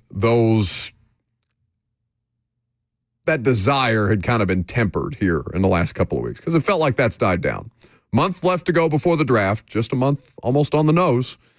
Here on March the 24th, the first round will get underway on April the 24th. I'll be at the facility. Titans Radio will be on the air with great coverage for you, so you can look forward to that, and we will see in just 4 weeks' time what the Titans will end up doing with this number 1 overall pick. You ever have days where your handwriting is just on point? My handwriting is excellent. Most of the time, my handwriting is all over the place. I don't think I've ever seen your handwriting. But in the last 2 days, my handwriting has just been chef's kiss. Would you like to share with the class what you're writing? Are you passing notes to Robert? I'm filling out this bracket. Do you like me? Yes, no, or maybe? I write in cursive, which I was informed recently is no longer being taught. That's correct, because there's no point. What do you mean there's no point? Because there's no point. A signature is the point of cursive. Yeah, you can figure out a signature. It doesn't have to be cursive. It doesn't sound like kids are capable of figuring out a signature without learning cursive. Your signature can be like a few lines and dots if you want. Yeah, but the initial opportunity to craft a signature would first come through writing through cursive. I like it. Teach kids taxes, not cursive. Yeah, I'm sure they'd love that. Either way, the AFC South had an all right free agency period. You try not to get over your skis. What's Coach Mack say? Keep your powder dry. And the Titans, Lucas has dubbed it the sugar rush approach to free agency a year ago. That was very much not the case. This year, it was way more eat your vegetables type of free agency this year, and that's fine. Titans added 10 unrestricted free agents to the roster, and I believe retained, I wrote this down somewhere, they retained 4 of their own free agents additionally. Well, I guess that's 11 free agents with the addition of a kicker earlier this morning. We haven't talked about the kicker. Joey Sly. Get to him in the before the polls. So if you look at the way that other teams went about orchestrating their free agency, Bert and I did this exercise on primetime last night. Which AFC South team improved the most in free agency? The Texans, who won the division, the Jags, the Colts, or the local team, the Titans? I went through all of their rosters. The Colts did way more work on the depth side of things, which is typically the case. They are the definition, almost to an extreme, of draft, develop, and retain. They only pay their own people, it seems like, and they don't add outside free agents. I'm sure that's a frustration of Colts fans. The Jags did a lot more work, specifically on their offensive line, than did the Colts as far as bringing in external pieces and parts. The Texans reconfigured their offensive line and continued to add to their defense, and we know that the Titans' emphasis was building through the trenches. So if I went around the room, let's go clockwise. Bert, which team improved the most of the AFC South teams in free agency this year? I would make the argument that the Titans improved the most. I would agree with that assessment. Not that they are the best team in the AFC South. No. They are likely still... Yeah.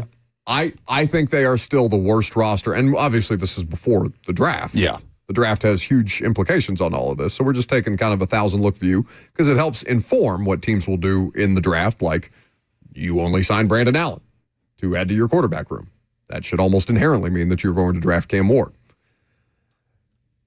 The Titans right now still have the worst roster of the 4 of them. But because they were the worst team in football last year, with the worst roster of the 4 of them, the only place that they can go is up. Yes. The basement was pretty down there. Paul Kaharski has tweeted the Titans took Cam Ward to dinner last night before his pro day. Where'd they go? I don't know. That's the I feel follow-up. like it's not full reporting. If you don't know what they ordered, half-assing it. yeah, I want to know holding it in. What do you think they talked about? Where the best place to get stone crab is on South Beach? It's Joe's. I think that the Titans are the most improved team in free agency this year. But to Lucas's point, it's not because they are the best. Does not coincide with them being the best team in the AFC South now. They are still the worst roster pre-draft in the AFC South. I would argue that the Jags had almost as much work to do. The thing that is the differentiator between the Jags and the Titans is that the Jags have a clear and obvious answer at quarterback. Whether or not that is a good answer remains to be seen. The Jags, I would argue, would be the second most improved team in free agency. And honestly, if I flesh this exercise out even more and took this to head coaches and general managers, Titans obviously got a new general manager. Jags got a new head coach and GM. Texans are getting a new or have a new offensive coordinator.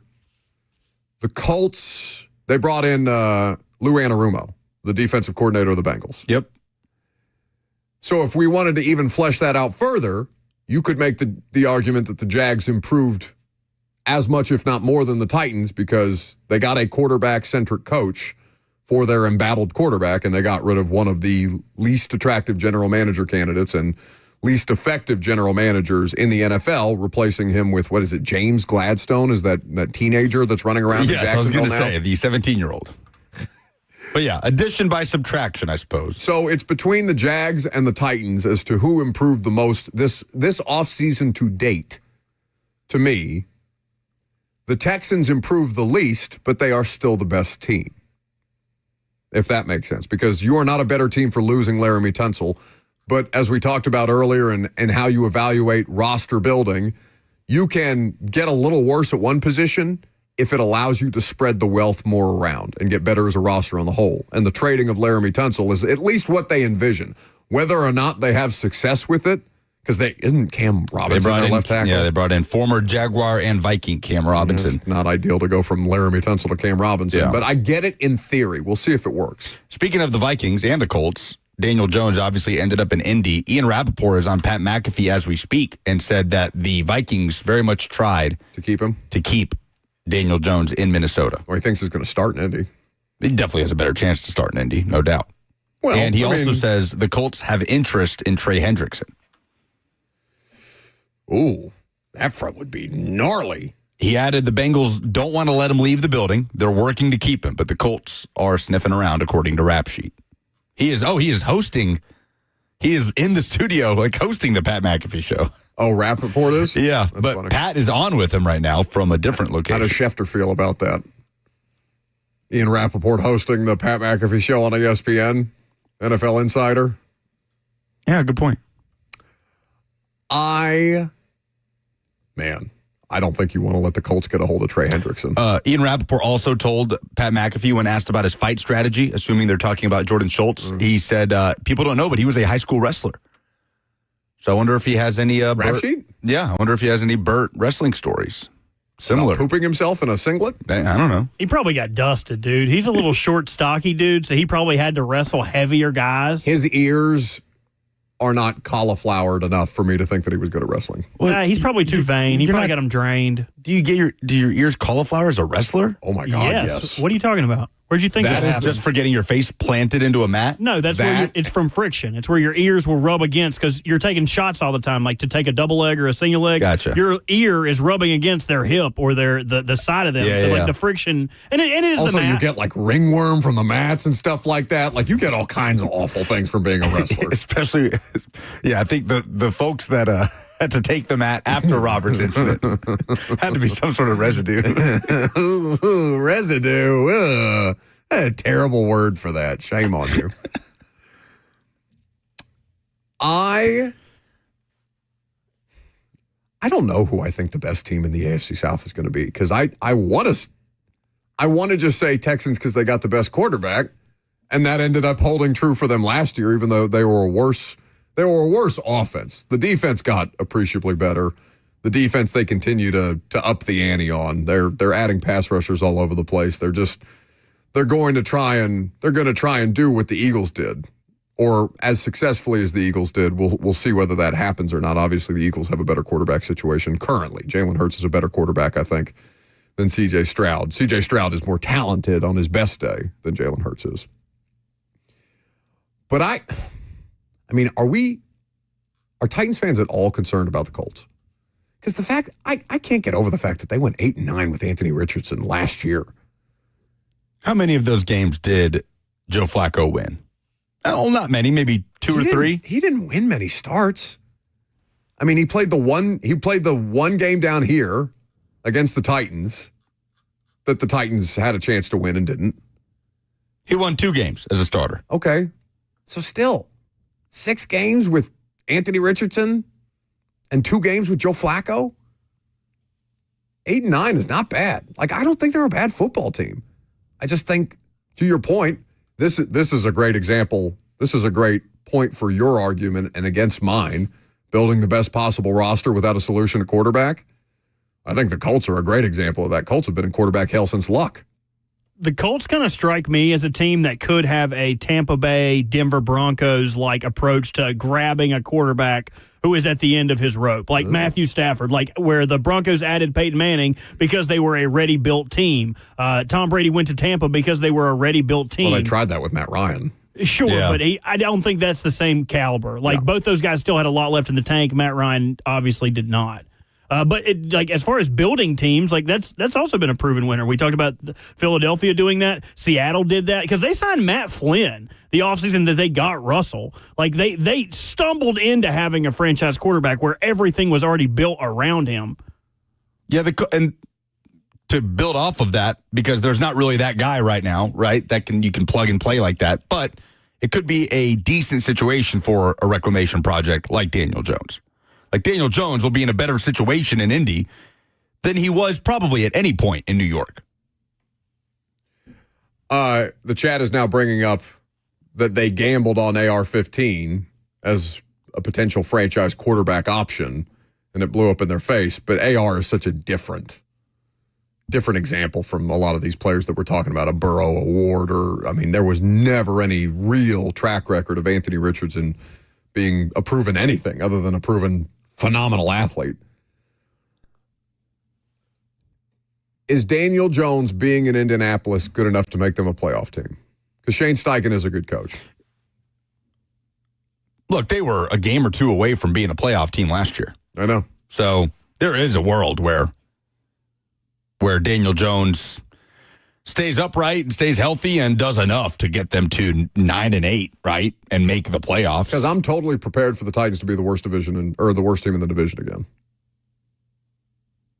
Yeah, it depends on, if it is Cam Ward, C.J. Stroud, very unexpected, right? Jaden Daniels, the way he elevated the Commanders, very unexpected. We just have no idea. Well,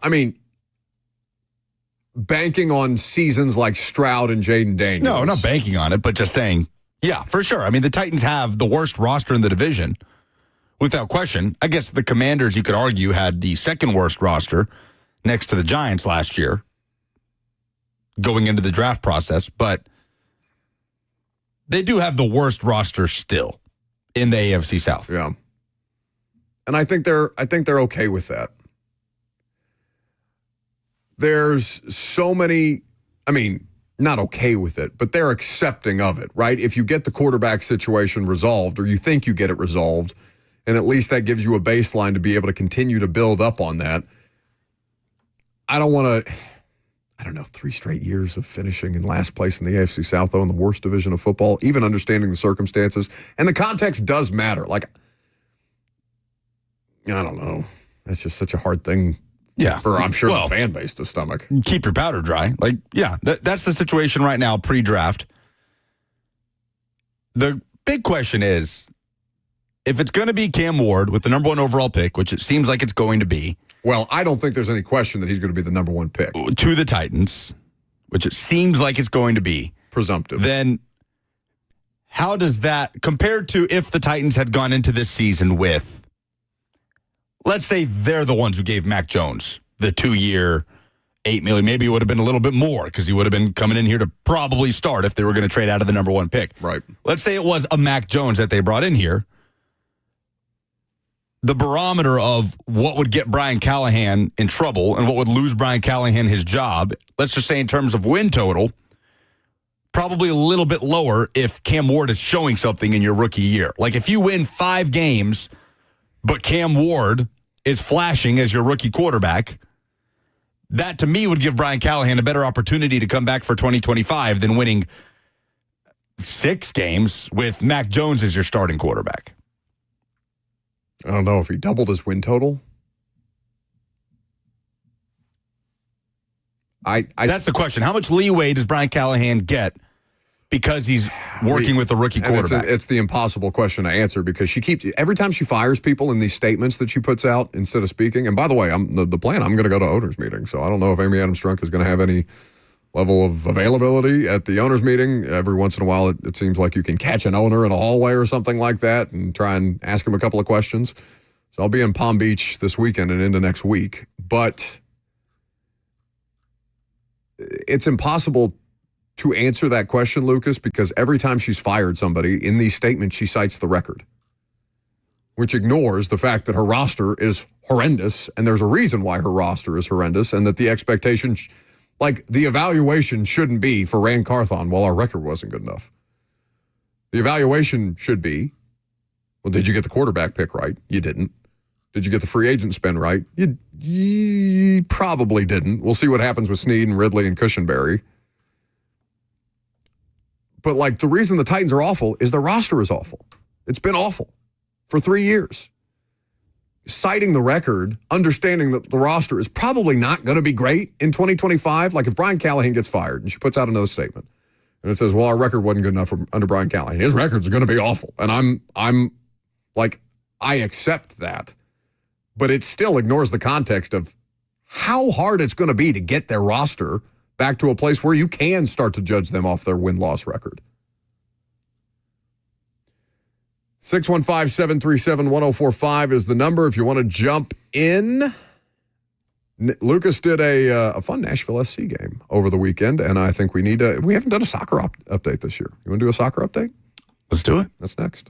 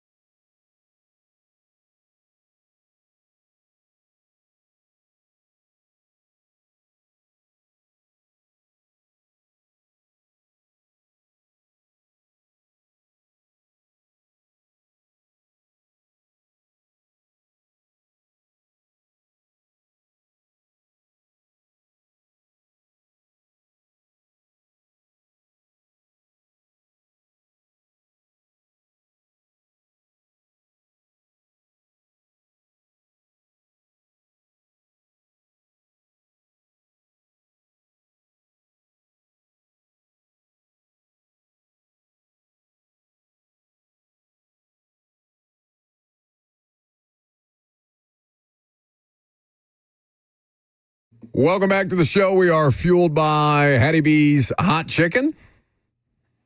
Are you protesting the show? Why are you playing This Party Sucks other than it's a delightful tune heard or played by our friend Ryan Hurd? Don't say anything nasty. I just picked something from the catalog, and I didn't know that we put crappy songs in here under your name, so. I can't wait to get a text from Ryan Hurd about that later on. I thoroughly enjoy this song. 615-737-1045 is the number. Eric is up next. Last call for phone calls. If you got them. What's up, Eric? Hey, what's going on? Thanks for taking my call. So me and my buddies were all watching the Tennessee Wofford game the other day, and, halftime comes, so we're all bored, and a big discussion breaks out. A discussion that you might say could end relationships and friendships, because this one got heated. And everyone in that room was disagreeing. And so I said, you know what? We're all listeners to the show. I said, I'm going to call Buck and Lucas. I couldn't do it Friday because it was a short show. I was like, I'm going to do it Monday. The argument is, do you guys think boneless wings and nuggets are the same thing? Because I think there's a clear answer here, and I would love to hear you guys' info and input on it. So I'm going to hang up and listen. Thanks, guys. I love this. Do I love we that think stuff. that boneless wings are the same thing as chicken nuggets? Do you want to start? You are I don't know if you're a food expert, but God knows you eat the most on the show. Boneless wings are glorified chicken nuggets. Yes. I would say the only difference is that boneless wings are sauced and nuggets are not. Exactly. Boneless wings are sauced nuggets. They're pretty much nuggets. I will accept that differentiation. Eric, is that the position that you fall on, or are you on the opposite side of this argument? No, I am completely on this, and I knew from the moment I said I'm going to call in, I knew Lucas and Bert would be on my side. So thank you guys for doing this. Caden and Carter, you can suck it. I'm right.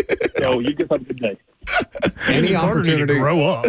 Eric, any opportunity that you want to have us settle one of your arguments and then follow that up by telling a friend to suck it over the air, I am for. I felt that. I related to Eric a lot right there. Is that an argument that you've gotten into? Oh, no, because I don't keep people in my life that believe boneless wings are wings. But I just in principle, right, just that sort of just to the death argument over something like boneless versus traditional wings. Lucas lives with someone who will get in knockout, drag-out brawls over discussions like this. Who is not his significant other. I could my roommate. 100%. Well, I mean, Blue may as well be your significant other. He spends more time with you. at this point. Kinda I mean, like you guys are like I pronounce you Chuck and Larry. I'm your work wife, but he's your insurance is good. housewife. We should do that one time. We should do that as a bit. We should just Get married?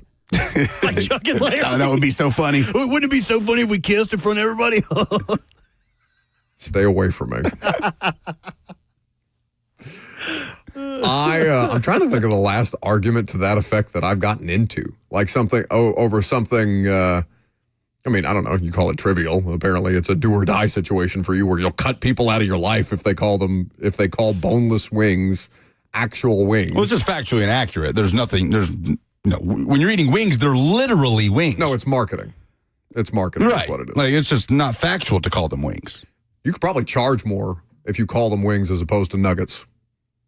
I bet that's true. Like, if they were boneless wings, you would have to remove like the bone. if I was running a restaurant, I would just happened to discover the idea of boneless wings or something like that, I would absolutely call them boneless wings as opposed to chicken nuggets and then upcharge that on my menu. Someone makes the point that chicken nuggets are generally heavily processed and pressed together. Boneless wings are not. Do y'all think boneless wings are just where they've taken the bone out? Because a boneless wing doesn't look like a flat or a drum. Boneless wings are also chunks of meat put together. Like, I don't know what you're arguing about. An amalgamation? Yes. There you go. Great word. An amalgamation of chicken meat. Spell it. AMALGATION.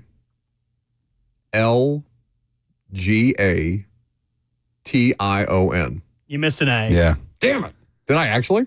AMALGAMA. Yeah, you missed the MA. Missed an A. Okay. Happens. Shame on me. I had to give you the ding on the spelling bee. Did y'all ever have to do a big spelling bee like that in front of people? Famously, he is an 8th grade spelling I'm glad bee you champion. asked, Robert.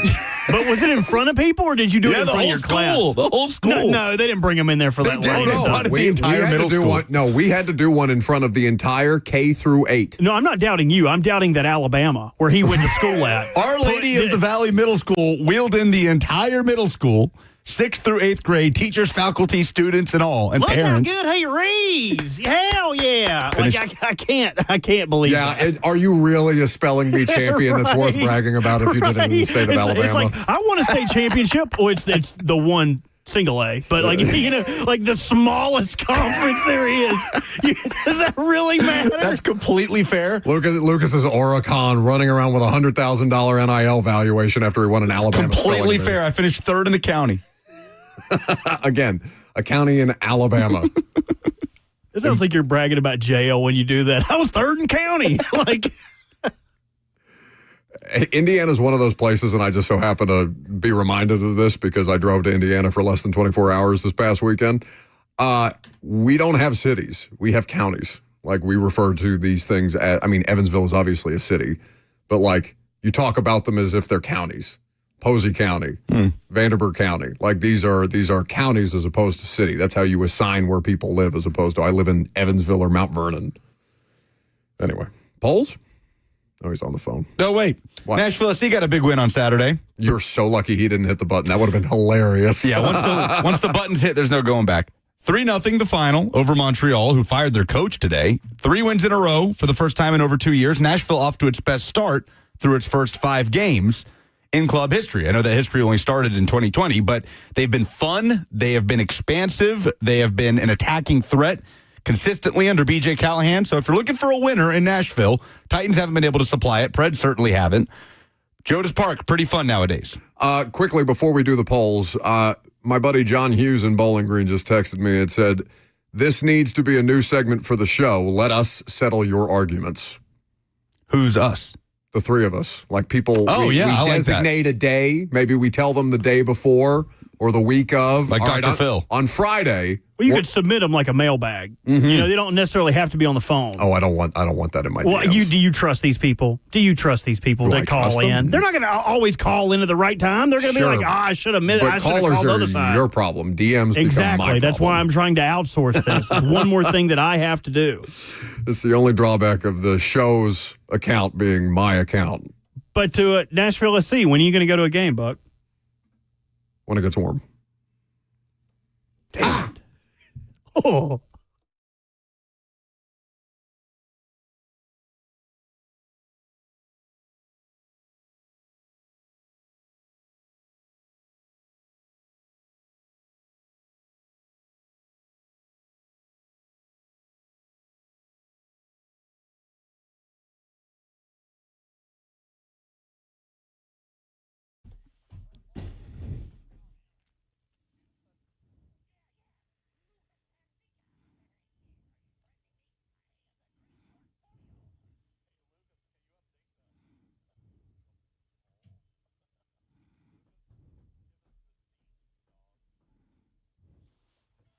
Now I want wings.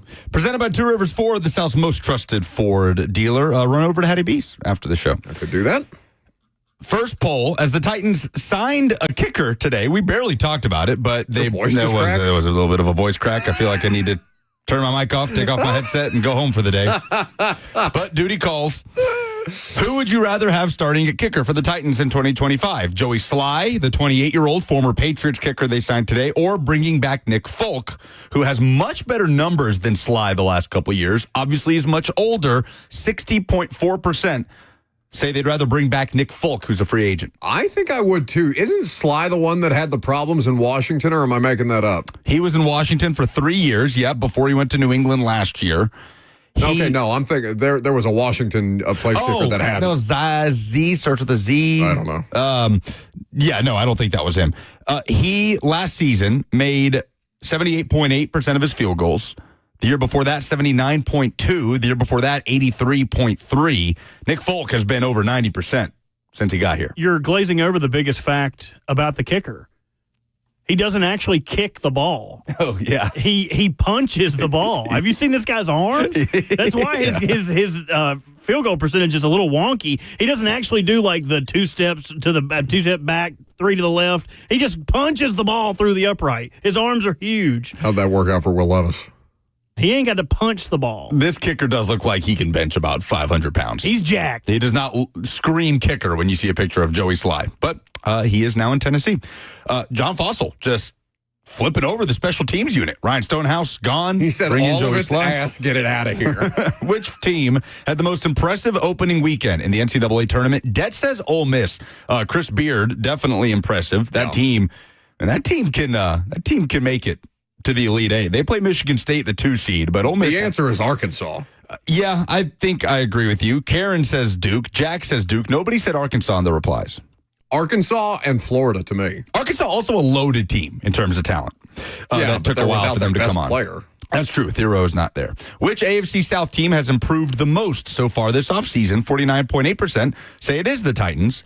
Second most votes going to the Texans at 24.9%. Third most Colts. Fourth most Jags. I think it's the Titans and then the Jags, and you could probably make a compelling argument for the Jags over the Titans, but it's one of the two. Who is a better quarterback in 2025, Ryan Tannehill or Aaron Rodgers? 58% say Aaron Rodgers. Yeah, probably. Those are the polls. Well, you were offended that I said this 2 hours ago. No, it's just and now Bert, because Bert wanted to argue. Now it's because the audience has agreed with it. You say, yeah, probably. I honestly wasn't listening to the poll, so I just said, yeah, probably. You don't do that? All the time. That's it for the show. See you tonight.